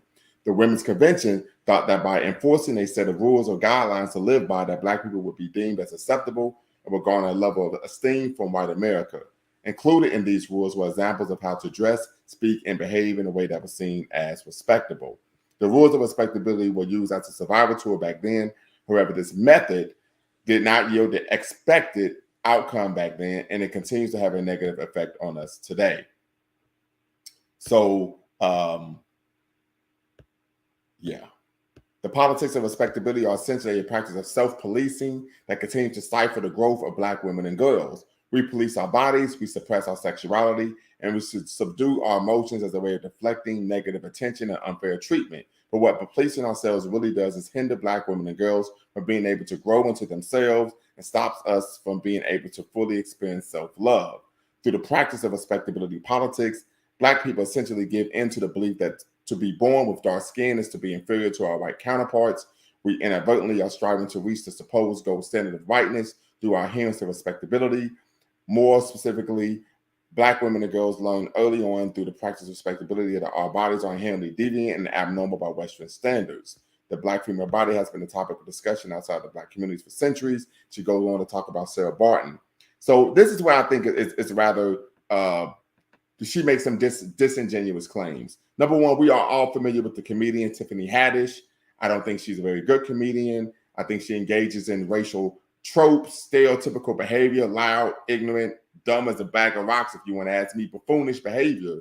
However, when people criticize her, they said, well, why do you want her to act white? So there's a belief that if you are acting with any type of class, a sense of decorum, if engage in behavior that is representative of someone who has self-respect, then somehow you are acting white. I believe this is very extremely problematic, and that means that by law opposites, you believe that acting Black is engaging in what we would consider buffoonish behavior. The second issue is when you study African history, and we got some brothers and sisters on here who have done so, we know that when the Europeans came to Africa, particularly during the Middle Ages, when they first started to encroach on the continent, they stated, and I quote, and I have the literature up here to substantiate these claims, that African people are the most regal and well-educated and sophisticated individuals that they had ever met.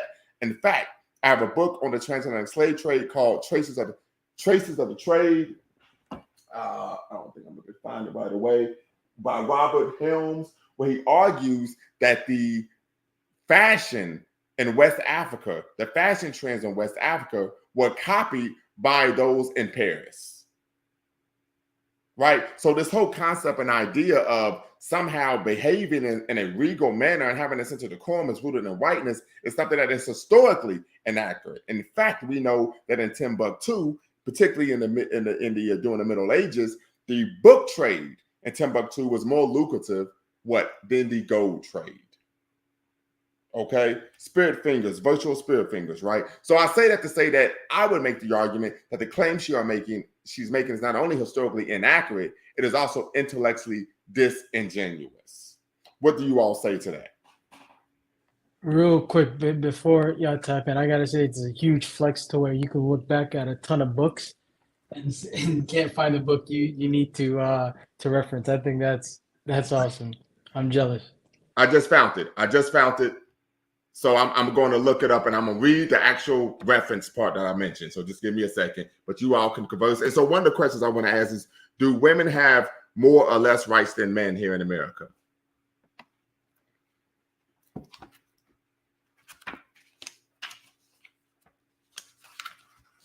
Do women have more or less rights than men in America? That is the question. Sister Mary, you can go ahead.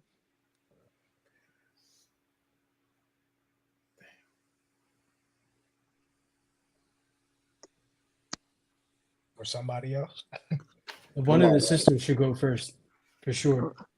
In 2022, I believe that women have more rights than men. Hold on, And how so? and I'm saying this in regards to, and I'll give you an example why I believe it. When it comes to whenever there's involving child custody, divorce, and child custody, majority of the times the judge will have the child go with the mother. Adding on to that, the man would have to pay child support, and if they were married and they divorced, then maybe some type of alimony.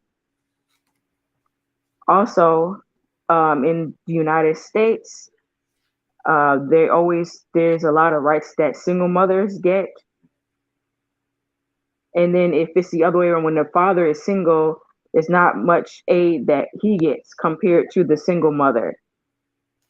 So right there shows that in that aspect, women have more rights than men. Okay, and I know that T. Hassan Johnson talks about that in his article, "The Myth of Black Male Privilege." He talks about that. That's a major issue. He even talks about, of course, that in the criminal justice system, when the men and women have engaged in the same criminal activity, women are given significantly, exponentially less time than men. So there may be a balance there, but I think it's a great point, particularly when you talk about child custody issues. Yes.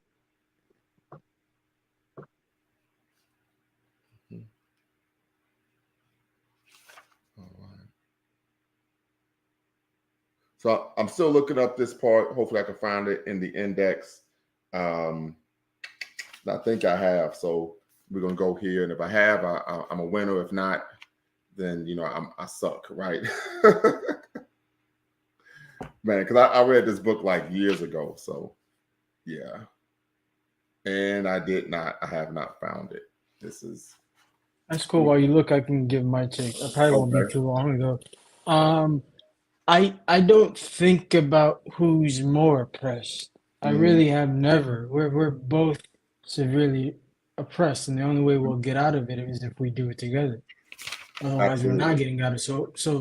So I think anyone who spends more time than a second to think about this, I think it's ideal to not even really think about this. What we should be thinking about is how we get out of this oppression. But if you're spending, more time than needed on this specific question, I think you should be spending your time better for sure. What we need to do is we need to come together to get out of this oppression. Let's not do the oppression Olympics within our own race between genders. I think that's Great point. stupidity, to be honest. Great point, brother. Way to recenter us. Appreciate it. Appreciation, as they say, right? Yeah, I totally agree with that. That's the best way to put it, I would say. We just need to be more forward thinking. And although some of that will go on because that's just the narrative that's out there, yeah, we definitely need to remain forward thinking and look at the solution, especially when in that case, I would say, um, we do, I guess we do have the luxury. Like there's some challenges that we might face where we might have to kind of address things immediately, possibly. I can't give any specific examples, but I'm sure, if you think about it, we could find some. But in that case, just arguing about who has more power as far as that simple argument is simplistic, and I don't really think it's productive. Okay, you know what? And I actually found it. So this is in the book, The Diligent: A Voyage Through the Worlds of the Slave Trade by Robert Harms. He states on page 153, King Huffin stepped out into the great courtyard of his palace in Savi, accompanied by 40 of his favorite wives. Each wore a series of overlapping skirts of the finest silks. The inner skirt was draped down to the ankles of the successive outer skirts, which was shorter and open in front in a manner reminiscent of the open robe style that was fashionable in Europe. At least one European at the time speculated that the fashions of Paris were copied from the palace of Ouida. Nude above the waist, the bodies of the king's wives were adorned with necklaces, earrings, bracelets, and ankle chains of gold, silver, and precious jewels. So this is page 153 to 154. So as I stated, I got receipts. Okay, I got receipts. So this is, of course, The Diligent, A Voyage Through the Worlds of the Slave Trade by Robert Harms. And Can you hold that up to the camera? Yes, sir. And I actually got this Screenshot. book because when I was an undergrad, I took a class on the transatlantic slave trade. I actually took a course on it. We had to read 7 full books for the semester in that class for one semester. And it was only like an 8-semester class because I took it during the summer. So as many of you know, if you are wanting to study African-American studies, Black studies, Pan-African studies, African history, African-American history, these are academic disciplines that are reading intensive. So just want to make you aware of that. If you think you can show up, skate, get an easy A, talk about slavery, and it isn't going to work that way. They are reading. Black studies is a reading and writing intensive discipline. So, and it is interdisciplinary in nature. So when we talk about interdisciplinary in nature, we're talking about that it incorporates a number of different disciplines: history, religion, music, politics, economics, sociology, etc. So, and I'm just because of that, I'm gonna do a show on the 7 areas of culture. So very good. And why they are important. Okay. And why they matter. So with that being said, we're going to recenter. My belief is, of course, from the group that there's a consensus here in the group that ratchet feminism is not something that is a positive for the Black community.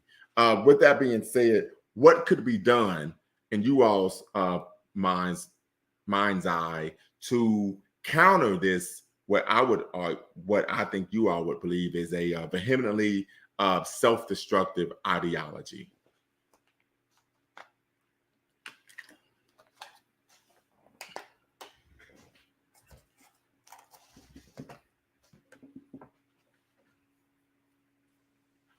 One of the sisters want to? Yes, if the sisters could tap in, we definitely want to, get the sisters a voice as always. And like I stated before, this is a topic that really centers your perspective because it's about Black women, typically how you all perceive your behavior, so on and so forth. So, and Brother Shabazz stated that he's going to tap back in. He has to finish putting together a proposal, but he said he would tap back in once he was finished and be able to really articulate his thoughts and perspectives on some of the comments that he left in the chat.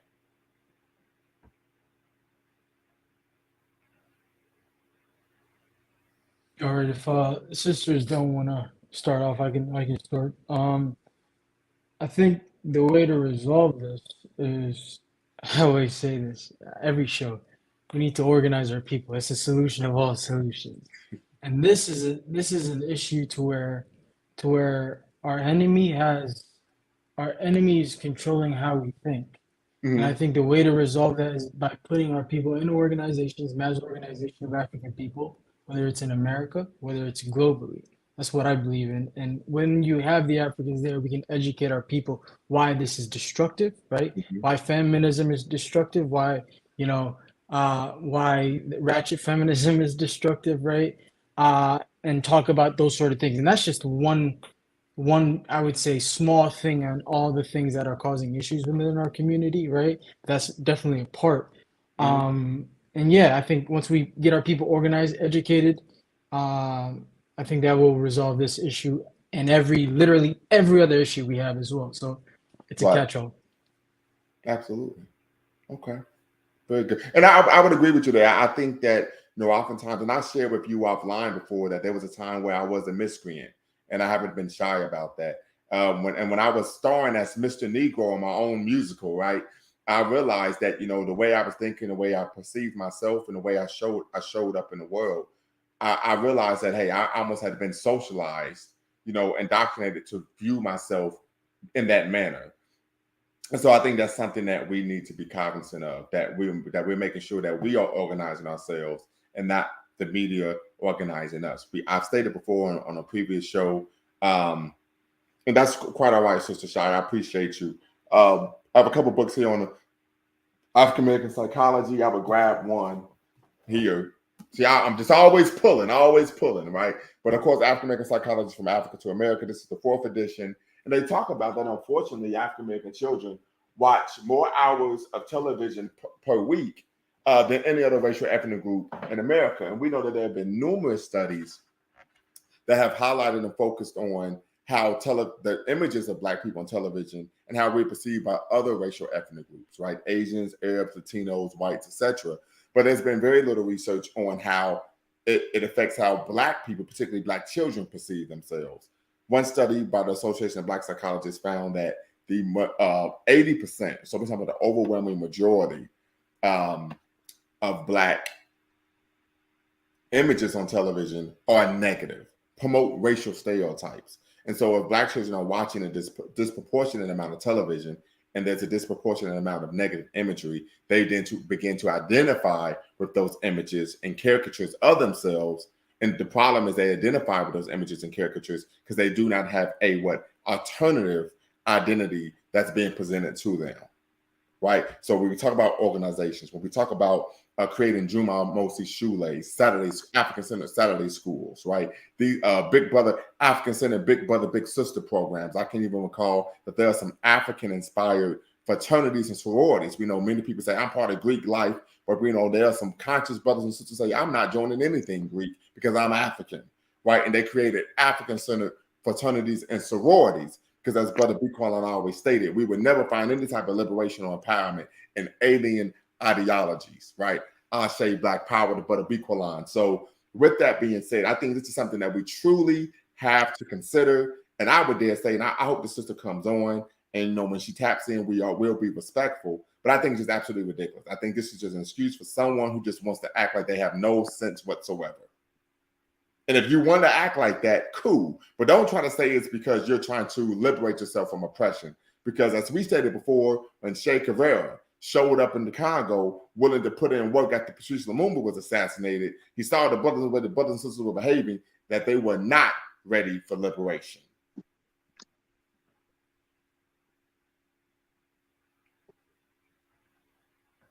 And I digress. So I see we still got some people watching. You all can tap in, share your perspective. As stated before, you can have a dissenting opinion. We believe in diversity of thought. We're not going to attack you. I'm not going to attack you. And I won't allow anyone on my platform to attack you. But tap in. We want to get some fresh voices, fresh faces in the mix to share their perspective on this particular topic tonight, ratchet feminism, and what it means for the Black community. Do you believe that ratchet feminism is beneficial? Is it adherent to Black community building and racial progress? Tap in, let us know. And of course, if you do tap in, no racial epithets of any kind can be used in referring to African people, right? That's not something we do. We believe in Black empowerment. And we know the first end of the 3 years of Black power is, of course, self-respect. So we want to respect ourselves as African people. We do know that there's a school of thought that believes in taking negative terms. I opened up talking about how in the LGBT community, they reclaimed the term queer and is now seen as one that's empowering and endearing.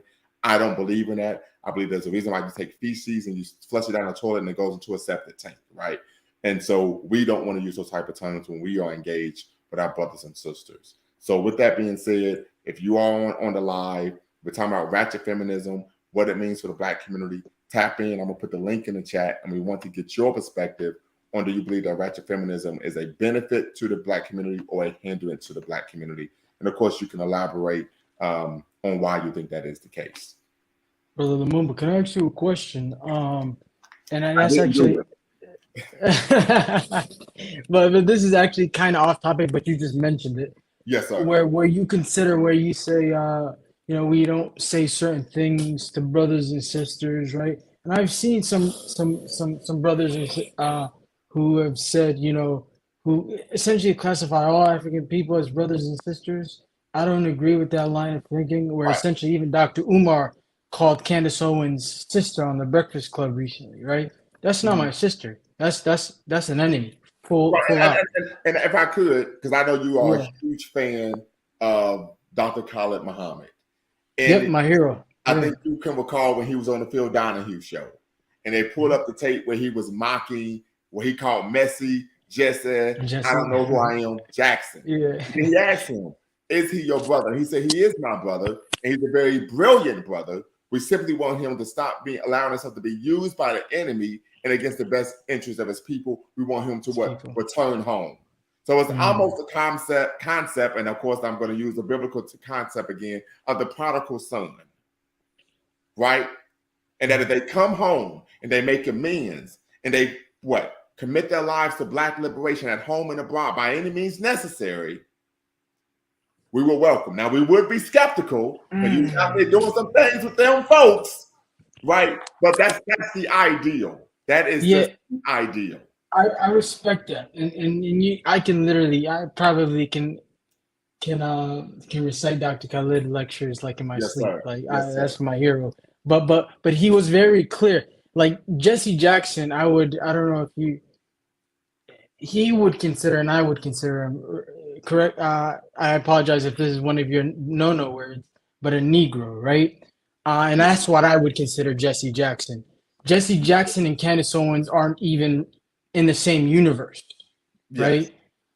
So I think there's also, you got to differentiate as well, and I think that's where I would say Negro, and then I would say Coon, right? Essentially. So some people are not only far too gone, some people are open enemies to not only African people but African liberation, right? Absolutely. And I think once we organize, I don't want to say too much on here, but the reason that they can move and behave the way they do is because we lack power. And the reason we don't have power is because we're not organized. Once we organize, those people not only will not be saying the things they're saying, they won't come near the Black community. You feel me? Very true. So we need to organize. Yes. So Sister Carrie, I think you wanted to tap in. I saw that you unmuted yourself. Yes. I will be logging off soon. Yes, However, ma'am. I did wanted to answer the question you stated. What are ways we can eradicate the ratchet feminist movement? Yes, ma'am. And just to piggyback what Brother Jabril said, we would need women like Miss Ali. Okay. Those type of role models, other women who are against those things, Black women who can tell the women and girls who are coming up how to present themselves and explain how that type of trait is problematic, and show them how to go about becoming a woman and growing into your womanhood and your femininity. Also, and to add on furthermore, having organizations where it's how you should go about your femininity and your masculinity, and how these ratchet behaviors, men and women, how it's toxic. Understood. So, and I think one of the things that we could do was not buy the music, not watch the TV shows. That's true as well. Right. We know that the most important way people vote, particularly in the media, is with their eyes. Right. And we know that if a show if their viewers drop off, right, then what's happened? What happens? The show is canceled. Right. And so I think one of the reasons why, unfortunately, we find a lot of Black people watching a lot of these reality TV shows is because toxic behavior. But anytime you watch a reality TV show, you're going to get three core concepts: dysfunctionalism, hypersexuality, and violence. I think for many of our people, unfortunately, they've been so socialized and indoctrinated that it's an aphrodisiac for them, right? We could talk about Vance Fanon when he was doing his work with the Angolan soldiers who were fighting for liberation against the French. And he found that for some of them who had been in the battle, been in the war for liberation for many years, pain became an aphrodisiac. And I think toxicity, I think dysfunctionality has become an aphrodisiac for many of our people, right? I can recall one time, and where I was actually incarcerated. I was locked up. They won't let me out. So I was in the county, and I remember the TV was broken, and everyone on the cell block went crazy because they couldn't watch television. And I was the only one who was like, sure, I just pick up a book and read the newspaper. Ain't no big deal to me. They literally lost their mind because they were unable to watch TV. And I can recall that Malcolm X said in his speech once that many of our people have a television reality, a television brain, and a television vocabulary.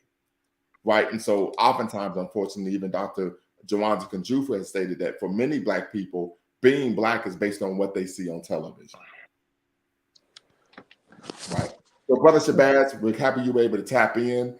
We know, glad that you were able to finish putting together your proposal or your perspectives. And you're here. You made some rather provocative comments, and we want to give you space to actually articulate what you meant in those posts. Right. Thanks for having me on. Now, unfortunately, I didn't finish. I think this is going to be a late night because I got a lot of research to do to put this one together. Okay, so. and you're out on the West Coast, right? Yep. Yeah, I'm out. Or So it's not Diego, that. It's not that late. 61 is it 619 in San Diego? Yep. 619 San Diego. Yep. Come on now, I told you I'm a geography buff. Let's get it, baby. Right. 619. All right, go right ahead, brother. So I was listening to I listened to Joe Biden's speech at the African. Help me out. What was it called? The leader. I should know what it's called. I've been busy these past few days. Yeah, he's called Jim Crow Joe. But what was the summit, right? I believe it was the African Leadership Summit. Mm-hmm. Yeah, and like I said, when they're putting these initiatives forward to pump billions and hundreds of millions of dollars into the continent to quote unquote empower women. And the reason I say, and I kind of said it in the comments, but people got to understand when you talk about marriage, we've reduced everything to an individual perspective, but marriage is a system of the community, right? Mm-hmm. Marriage is a community system, right? So everybody encourages you into marriage, they help you in marriage, and they maintain that you should be in marriage, right? So when we talk about the system that marriage exists into, it exists in a larger community-based system. So when we talk to someone and they say, I think I can't refer to the Odu, but there was a Babalawo. We're having some technical difficulties, brother. Hello? Yes, sir. We're good. We can hear you again. Oh, okay. Something happened. So yeah, he was talking about how you got to pay for 100% of everything for your wife and your children, right? Who if said the men that? are supposed to, I was listening to. It's a guy's name is Obafemio. Okay. He's the Babalawo.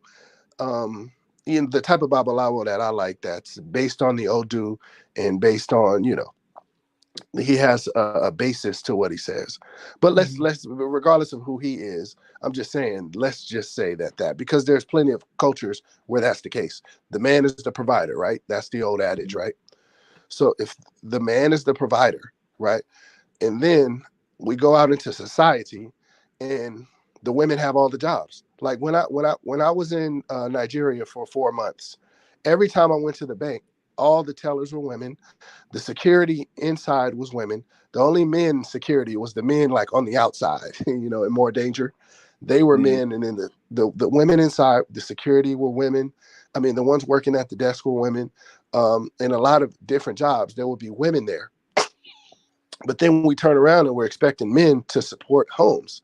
So if we're coming to empower women to where they can get their money outside of these marriages and basically undermine the original system that's in place, that's how you get a change and a flip in the system, right? And this is what happened with the Black community here in America. And it's just happening in the West in general because they're changing that system. Right. The original way that they changed the system is they came in with the religion. Right. You come in with a religion to completely revolutionize the culture in an area. And now the new religion or cultural change is this so-called feminism. And they dress it up in these things. Yeah, we want to empower women. Like, no, you don't want to empower women. You want to totally undermine my system and change the way things are for me and give me some money. But in the end of the day, it's going to lead me to hell. And I believe that's what happened in our community. Now everybody's thinking as an individual, right? So I believe empowerment, it should be family based, right? You go to, like I said earlier, the husband should empower his wife. The sister was right when she mentioned the market woman. The market woman is a respected position, right? Yes, like it is. if you go Yeah, you go to Lagos, Nigeria, there's always a head market woman. Like I know the head market woman in Lagos happens to be the presidential candidate's wife, Tinubu. He's the APC presidential candidate, and his wife is the head market woman in Lagos and a few other places also.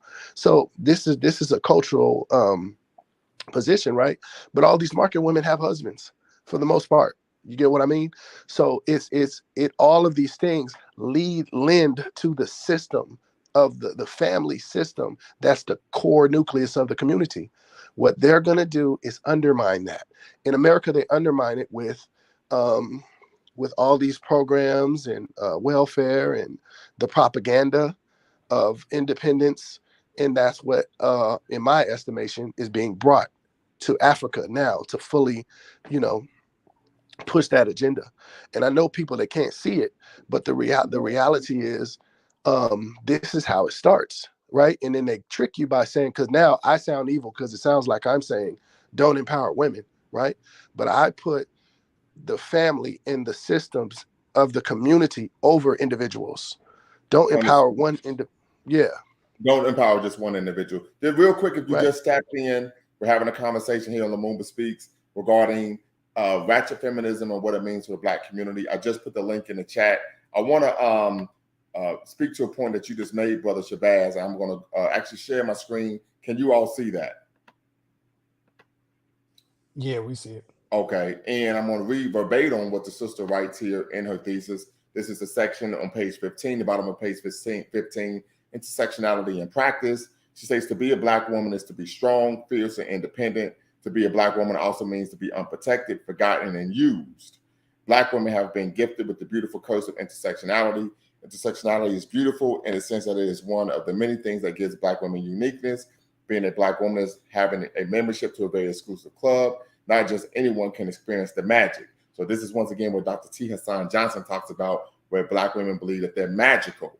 However, intersectionality also has a dark side. Being a woman of color and being intersectional oftentimes mean being misunderstood, underrepresented, and oppressed. It is generally understood that people are subordinated because of their gender, because of their race. However, neither gender nor race are always mutually exclusive in terms of experiencing subordination or oppression. Legal feminist scholar Kimberly Crenshaw, her 1989 essay, The Marginalizing the Intersection of Race and Sex, first coined the term intersectionality, an attempt to explain the ways that different oppressions manifest together. So I highlighted that to state that once again, we see this concept and idea of one, you're almost a superhero, you're magical, but then at the same time, you are the perpetual provocative victim. Right. And at the same time, you're saying you're strong and you're independent, but then you're saying you're unprotected. And I think everyone would say, well, if you're independent and you're strong, then you don't need anyone to protect you. So we almost see here that there's it's almost like an oxymoron, right? Where they're talking out of both sides of their mouth. I'm a superhero, I'm an Avenger, I'm a member of the X-Men, but at the same time, I am as delicate and as innocent as a newborn baby and need protection. And I would argue, I think most people would argue that you can't have it both ways. You know, growing up, most of us, when we played outside, we were running in and out the house, and our parents would say, listen, you stay in the house or you stay outside, but you can't do both. So Hood Haitian 305, shout out to the 305, right? We got a Zoe Pound in the house, says weak men are not able to fight tyranny. So Hood Haitian, tap in. I'm gonna put the link in the chat right above below your comment. I want you to tap in and share your perspective on, and we're gonna unpack what you mean by that. So tap in and be part of the conversation. As I've always stated, I welcome diversity of thought. So tap in, be part of the conversation. Love Ash states, okay, Hood Haitian. So Sister Love Ash, of course, this is a conversation centering Black women, how they're viewed, their perspective, their mores, their forays, their behavior. So I'd love for you to tap in as well. Hood Haitian says he's working right now. Understood. So if you could, in the comment, you say, share with us, what do you mean by that? Could you unpack that? Could you really articulate a little bit more in a more robust manner when you say weak men are not able to fight tyranny? I would agree with you, but I would argue that it's the job of the entire Black community to fight tyranny. It's just like when I was in the military, of course, you have the soldiers who are on the front line fighting out of the FOB, the forward operating base, but you also have those who are supporting, of course, in the rear, providing supplies, logistics, so on and so forth. I appreciate Brotherhood Haitian 305. Shout out to the Zoe Pound for the super chat. Nothing but love, appreciation, appreciation, appreciation. So with that being said, Sister Love Ash, if you could tap in, ex-military as well, that's what I'm talking about. Hopefully, brother, make sure you hit the subscribe and the like button, thumbs up, thumbs up, thumbs up to everyone watching, hit the notification bell as well. But what are you all's thoughts on that section where the sister was talking about intersectionality and this concept in terms of being magical, being strong, being independent, but at the same time, with stating that they're unprotected, right? I would argue that when you are part of the family unit, and I think Brother Shabazz, you definitely will have something to say about this, that's part of what comes with being protected, part of having a family unit, part of being married, part of what I would argue patriarchal world, even though we know that's of European extraction, is you have protection. Right, but if you want to be independent, if you don't want to have a family, if you don't want to be in a family unit or system, then you're on your own. You can't have it both ways and just expect people to be walking down the street acting like they're Bruce Wayne. I agree with you 100%. You know, and then the first thing that came into my mind is I hope she gave us a measurable metric for unprotected. You know, No, that never happens. That tends not to happen. You see what I'm saying? Yeah, Dr. T. Hassan Johnson went into that a lot of these ideas and concepts that are being disseminated are rooted in ideology and not facts, data, or statistics. So Dr. T. Hassan Johnson was talking about this long before Kevin Samuels was even known, right? But that this is based on ideology, it's not based on facts, data, statistics. Another example, when they talk about how they have to raise children on their own. We know, according to the CDC, they did a study, and there's no reason that the CDC would cape for black men. Right? And what ended up taking place is what? The CDC stated that black men are more involved in the caring, raising, and rearing of their children than men of any other racial ethnic group in the country. So this concept of, we have to raise our babies on our own. You don't have to do anything. You're choosing to. Let's keep it a buck. Right. We'll go right ahead for the Shabazz. Yeah, no, I agree with that. And then just for the record, that study is referring to non-custodial parents, not in general. Yeah. But no, I agree. Like I said, that was the first thing I was going to go into is like, what do you mean by unprotected? Because, you know, my world travel, it changed my perspective a lot, you know? And I just seen, I said, as well it should have. Yeah, it just changed my perspective on America, you know? Like I said, I'm as anti-American as anyone, but I can see the difference. And then I'm just like, when they're saying they're unprotected, what exactly does that mean? You know what I mean? And I can't protect you if you don't listen to me. So to me, that's why I believe in what you said. But you should have a husband. But from the perspective of the white devil's advocate, they would argue, the argument would be what? You're trying to make me listen to you because you want to control me. You want to but, you know, I feel like what's left out is that there's control mechanisms on both sides. Like, why do I have to pay for you? Why do I have to protect you? You know, everybody, it's a common saying. You have to defend your wife's honor. Like, why do I have to put myself on the line for you? Why the men has complaints too. Like, we both have directives.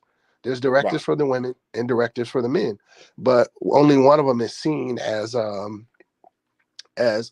oppressive. Like, it's just, you know, I feel like once you start going down the line of intersectionality to begin with, it's the premise is bad because the premise is individualistic, right? The premise being individualistic, it pretty much, when you start from that premise, everything you get from there is pretty much going to be garbage, in my opinion. And I want to talk about this concept of victimization, right? And we can make the argument that African people here in the Western world, we have been victims for over 500 years. I think everyone on the panel can agree with that. However, one of my great teachers, a sage, Dr. Boyka S. Tway, he's actually Professor Emeritus of Psychology and African American Studies at St. Clair Community College. He's actually from Liberia, by the way. And he showed us that, but the issue is we can't allow ourselves to see ourselves as victims, because then we start expecting people to do things for us that we should be doing for ourselves. The second issue is, I don't know if you all are familiar with the situation that took place in Cleveland about 5 or 6 years ago, where there's a Black sister, unfortunately, who got on the bus and didn't have the fare to pay. And the bus driver said, listen, I can't allow you to ride for free. They had the camera watching. If I allow people to ride for free, I could be fired. And so the woman, he said, I'm going to have to let you off at the next stop. Well, the sister, unfortunately, became belligerent and actually attacked him, started to punch him, spit on him, and actually started choking him while he was driving the bus. And what ended up transpiring, he subsequently stopped the bus, punched the woman with an uppercut, and threw her off the bus. And this, of course, gained immediate fanfare. And went viral, as they say. And when they interviewed the young lady, she said, yes, I behaved in a manner that was unbecoming, right? That's my favorite word, as Brother Jabril states. But she said, I'm a woman. He shouldn't have done that. And I disagreed vehemently. I stated that, no, you are a violent criminal that needs to be locked up. And your behavior put the lives of not only the driver of that bus, but also all of the passengers on that bus in grave danger. And so this is an example of what Sister Sherazad Ali has talked about in this concept of ratchet feminism, where there is no accountability. I should be allowed to do and say whatever I want, whenever I want, irrespective of where I am. And to me, is representative of someone who thinks in a very childlike manner. Yeah, I agree with you. Nobody's above accountability and nobody's above an ass whooping. It depends on what you did. Yeah, straight up. It depends. That's why if something you want me to come through or my daughter called me and something, I want to know, okay, what happened? That's what I want to know. Absolutely. What happened? Why? Yeah. Because, it always depends. Absolutely. And I'm going to see if I can pull that clip up. Hopefully I don't get a tag and they stop it, but let's see here.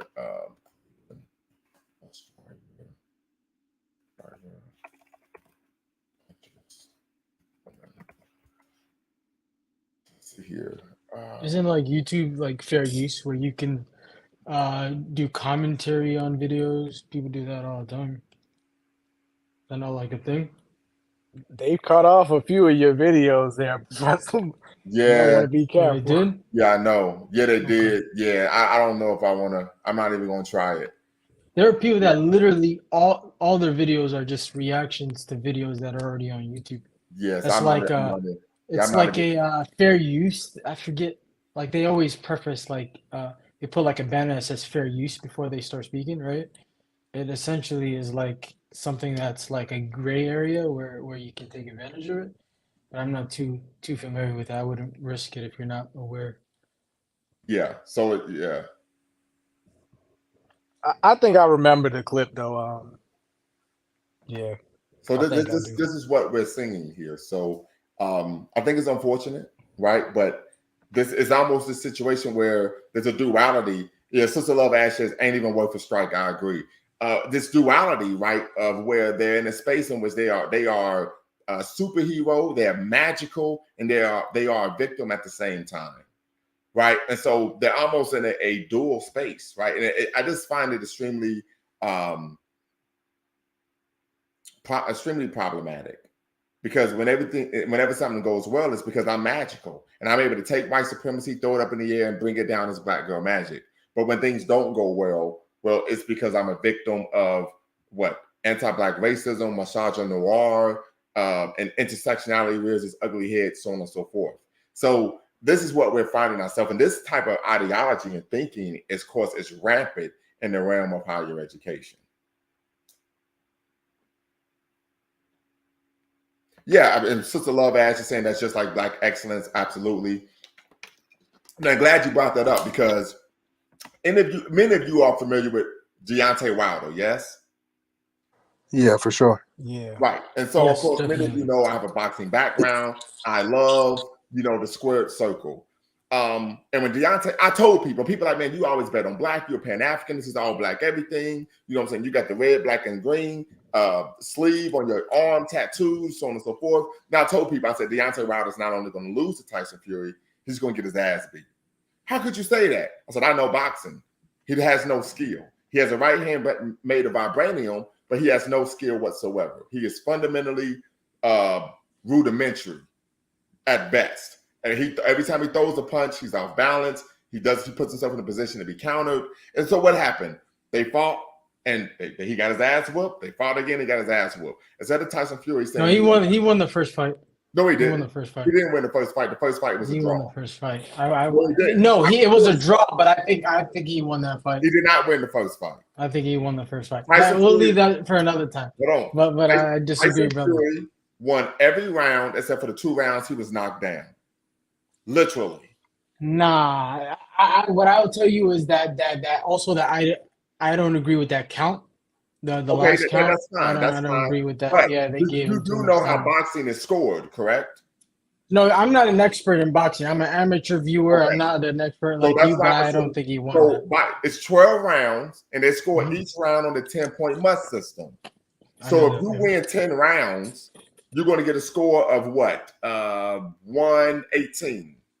If you only win, and Tyson Fury and Wilder only won 2 rounds, right? So that's 10 rounds where Tyson Fury got a 10, and then 2 rounds where Wilder got a 10, and it had an 8. So it's a 10-point must. Was it scored as that way? Was it scored that way though? No, they scored it a draw. But what I'm Yeah. saying is, the way boxing is scored, it's a 10-point must system. So if I win a round, I land more punches than you, I win around 10-9. If I knock you down, I win around 10-8. But then you got to count that up over 12 rounds. That's why I said there's no way by the scoring system that Wilder won the first fight. But the second fight, he got his ass whooped. The third fight, he got his ass whooped. Instead of him stating, hey, I need to get better, this man exposed my flaws and weaknesses, he accused him of cheating. He accused him of being racist. And he made all of these accusations, all of them which was unfounded. And he kept making up excuse after excuse after excuse instead of just admitting this guy was better than me and I need to get better. So it went from I'm the greatest champion ever, as Sister Love Ass states, black excellence, so on and so forth. I'm Mean Joe Green reincarnated. I'm Jack Dempsey. I'm Sam Langford. I'm Jim Brown. So on and so forth. To now the guy cheated. No, you just weren't good enough. And what I state, and the reason I'm bringing it up because we find this a lot of times in our community where people simply aren't able to make the grade. And what do they say? No, it was because of racism. Nah, your punk ass just ain't good enough. Yeah, I don't know how racism would change any of those fights, but I have seen Fury. This is a sidebar. I have seen him say things that are very, very on that side of the game, if you will. But I don't want to make this a boxing conversation. But I also slightly will want to say, do you remember the glove controversy? Right. I looked into that, and I've actually seen boxers also go into that. It's very fishy to say the least. Well, that's all I'll say on that, brother. As someone who's boxing, I still got my gloves, winning gloves. They're $300-something. They're Asian made, sewn together, handmade. If you were to, there's no way you would break your wrist if the allegations that they made about him were true in terms of the glove gate. If he actually had something in the glove and have it halfway on, you would break your wrist. When you first wrap your hands in boxing, the first thing they do is they wrap your wrist extremely tight because it has to be almost like a cast. Because if you can move your wrist in any way, shape, or form, you're going to break it. Literally. How would you explain his hand being down there? I literally saw the images. His hands were down. I saw the image. What I would tell you is it's Photoshop. That's what I'm. Because like I said, I wish we had this conversation at that time because I was really looking into this and I was interested in it. Here's the thing: when you are fighting, you have to put your gloves in front of the referee and the commission. So they were fighting for the WBC title. So a WBC representative is in there, and the trainer for your opponent is in there watching your hands being wrapped and the gloves being put on as well. So in order for him to be able to do that, that means that a member of his own team, his trainer, was in on it. Didn't he fire that guy? For example, no. The guy who was there while he was Fury's hands were being wrapped, the white guy he didn't fire. He fired the black guy who stopped the fight. Now, here's the other issue, then we're going to get back on topic, but this is important. When Shane Mosley was about to fight Antonio Margarito for the WBA welterweight championship, Shane Mosley's trainer, Nazim Richardson, who's passed and he's went on to meet the ancestors, saw that they were trying to put a plaster of Paris in his hand wraps. He caught them. And he had to rewrap his hands, and Shane Mosley went out there and knocked him out in 9 rounds. So as I stated, there's no way that he would be able to do that because you have a member of your own team in there while his hands is being wrapped. So in order for it to take place, that means a member of his team were part of it. We're in on it. So I have like so many questions based off of what you said. Like I said, I'm not an expert by any stretch of the imagination. I am an amateur, but when I was looking, when did this happen again? This was a couple years ago, right? Yeah. Yeah, I was like, I had a slight interest in, and I was looking into it. I wish we had the conversation then. There are a lot of things that I thought were fishy, extremely fishy, but this isn't a boxing conversation, and I Well, don't no, remember it's quite all right 90% because of that. I'm gonna do a show on why boxing matters, and we can talk about the racialized politics of boxing. And then, of course, we're gonna talk historically how many great, all-time great black fighters were denied the opportunity to actually win a heavyweight title. A good example, I believe, is Jersey Joe Walcott, not Jersey Joe Walcott, but golly, the brother. He's from Cincinnati. He was a heavyweight champion. He was on the Cincinnati Cobra. Let me see if I can bring this up. But he's considered the greatest light heavyweight ever, and he never even able to fight for the title. Cincinnati Cobra. I've actually Ezra Charles. Ezra heard Charles is his name. I've heard that boxing is the most racist sport. Well, yes. Many people would That's what I've heard. argue Make that. that Right? claim. It's been Yeah. extremely racialized. We could talk about Jack Johnson. He was the first Yeah. black heavyweight champion, and he was the one who popularized utilizing defense, tiring your opponent out, countering him, and then knocking him out. When he did that, they said it was because he was cowardly. We know the stereotype about black people at the time was that we're yellow belly, so on and so forth. However, when white men started to fight that way, there was a guy they called them gentlemen, and how intelligent they were that they used that method of tiring their opponent out and then of course knocking them out. So I'm gonna let you all continue, and I'm actually gonna go grab my boxing glove to show you what I was talking about. So just give me 1 second. And I you just all want to say that I rock with Deontay Wilder. He seems like a really good brother, and and then I don't know if you guys saw that interview he did when like this brother, or I wouldn't call him a brother. He's probably like a Negro, but was questioning Deontay Wilder on what he meant by it to this day, and how he mentioned the brother has some sense of what's going on with our people. And I think from what I've seen of Deontay Wilder, he seems like a really good brother. So hopefully we can get him tapped in with the African Revolution. Yeah, I saw that interview. Yeah, he's a good brother from what I've seen. So I'm back. I would say this. I think Deontay Wilder should only talk about boxing. Because when he tries to talk about revolutionary issues, he's woefully inarticulate and he makes us look bad. In my personal opinion. When brother Radio Raheem interviewed him and said, "What do you mean when you say we've been fighting our whole lives?" Radio Raheem asked him that because he wanted to give him a chance to articulate what that meant. I didn't take it that way, but okay. What did Deontay? Because I do that. I could agree with someone 100%. Can you elaborate? They give you the space to do that. Deontay Wilder started screaming and yelling at him. Why? Because he lacked the vocabulary to articulate what he meant. That's why he started screaming and yelling at him.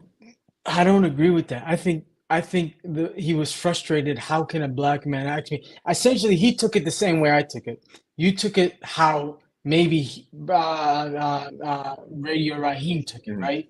I took it how I think Brother Deontay took it, and as a black man asking you that, what do you mean by that? Right. So the proper response start screaming and yelling like a 4-year-old? No. No, he was very passionate. I know how you feel about that. But he acted like a toddler. That doesn't matter. Passion. He, like I said, and if you hear him speak, he's woefully articulate. Give an example. They asked him before his third fight with Tyson Fury.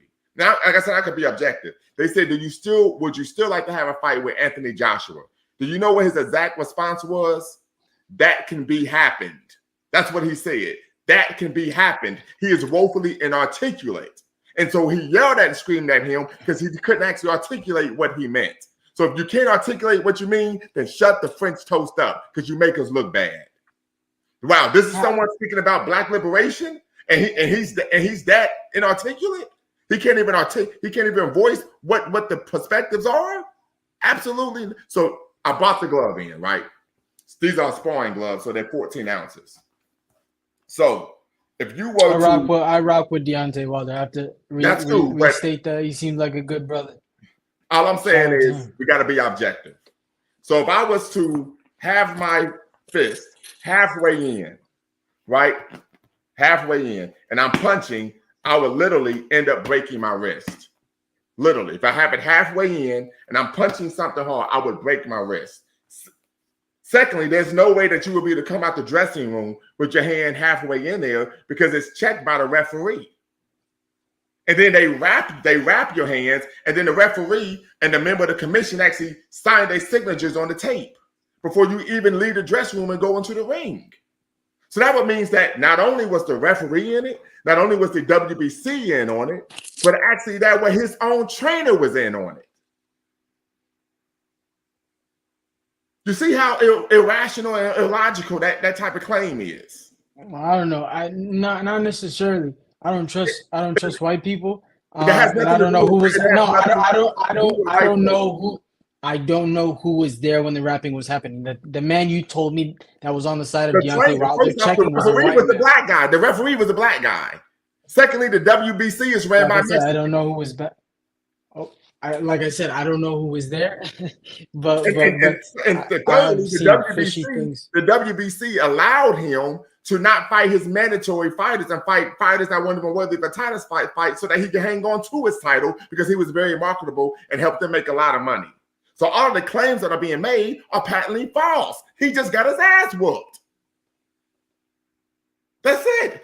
Because he has great power in his right hand, but he lacks basic fundamentals of boxing. Yeah, I don't think we should get too amped up about a brother losing a boxing match to a white guy. I don't think it's the right move. No, the issue is the lack of objectivity. And that anytime something doesn't go well for us, what happens? We cry racism and foul play. That's not always the case. Sometimes you're just not good enough and you got to come back and be better. And when you're willing to cry foul play and it was racism, then that means you're not going to do the work to come back and whoop someone's ass. That's what that means. It's like being a victim. If you see yourself as a victim, you can expect someone else to help you rather than you help yourself. Like when Muhammad Ali lost to Joe Frazier in the fight of the century, March 9th, 1971, Madison Square Garden. He lost. He didn't say they were against me. He even though he thought Joe Frazier was Uncle Tom, he didn't say they wanted him to win. He said, no, I wasn't good enough. I was rusty. I didn't have my timing and my speed. And he learned from his mistakes, beat him in the second fight, and then stopped him in that third fight, the Thriller in Manila. That's in boxing, there's a thing called does he act like a fighter when he needs to act like a fighter? And that means when a guy gets hurt, when he faces adversity, does he make excuses or does he chomp down on his mouthpiece and fight back? I can tell you he did do that. He in the fight specifically. Yes, he's a warrior. did. However, he went out on the after field. each fight, he kept making excuses. Even exactly after the fight, he said, I don't want to make an excuse if I had something wrong with my leg. But going into the fight, I interviewed him right before he went into the ring. He said, oh, yeah, I got the hammer from Alabama, the hammer from Alabama, and I'm going to put him through the ground. So what I'm saying is, as someone who's boxed before for several years, I know when someone's behavior, as the young folk like to say, is sus. I know that. And in boxing, what tends to happen, and Andre Ward mentioned this, and the same thing happened when he beat Sergio Kovalev. So we know, you may not know, but Andre Ward is the last American boxer, male boxer, to win a gold medal in the Olympics. He won the gold medal in the light heavyweight division in 2004 Olympics in Athens. Andre Ward made his bones at super middleweight, which is 168 pounds. He became the unified champion. He won the Ring magazine title, which means he's the champion in the weight class. He moves up to fight Sergio Kovalev. He's known as the Crusher. He's from Russia. He had killed the guy in the ring before. Andre Ward gets out there, starts fighting him. Yes, light-skinned dude. Andre Ward fights. The second round, Andre Ward gets knocked down. They're like, oh my God, he gets knocked down. It's the second time in his life that he's been dropped. Now, Andre Ward was considered the best fighter in the world behind Floyd Mayweather. Andre Ward fought back in the fight and ended up winning a razor-thin decision. Kovalev saw, it was highway robbery. I overtrained. The referee was helping him. It was a hometown decision. He made all of these excuses. They have a rematch. Andre Ward ends up knocking him out. So we see this in boxing where a guy is supposed to be built up as this killer, and then when things don't go his way, he doesn't know how to respond because most boxers who are big time punchers don't work on the fine skill set and nuances of the sport of boxing. Just like in most like basketball, if a guy's a super athlete, he can run fast and jump high, they tend not to work on the nuanced skills of dribbling, shooting, footwork, etc. And that's the point I'm getting at. That's the point I'm getting at, though.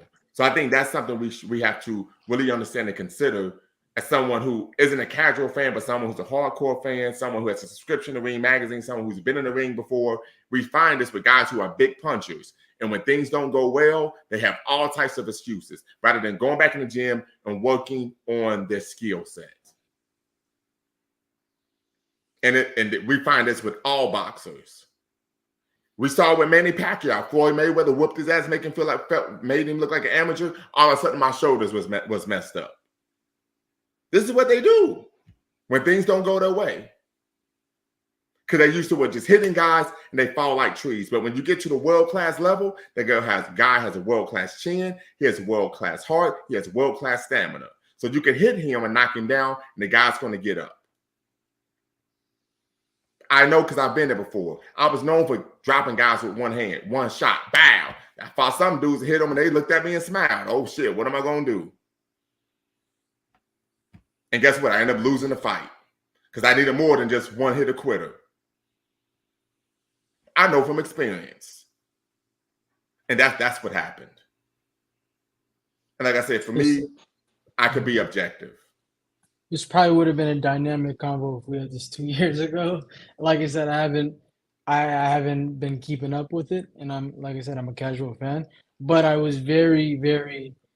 I saw a lot of red flags. I do remember that. But it's not a boxing conversation, and right. And I'm kind of tired of this conversation. So. All right. Well, yeah, we're gonna call it the evening. But I appreciate everyone tapping in and being part of the conversation regarding ratchet feminism and what it means to the Black community. And we're going to, of course, hopefully have a part 2 if I'm able to get the sister to tap in and actually be part of it live. But until then, you all know what to do. Until next time, I always bet on Black. Make sure you hit the subscribe and the like button, as well as the notification bell. Until next time, peace. Shout out to Deontay Wilder. You wow.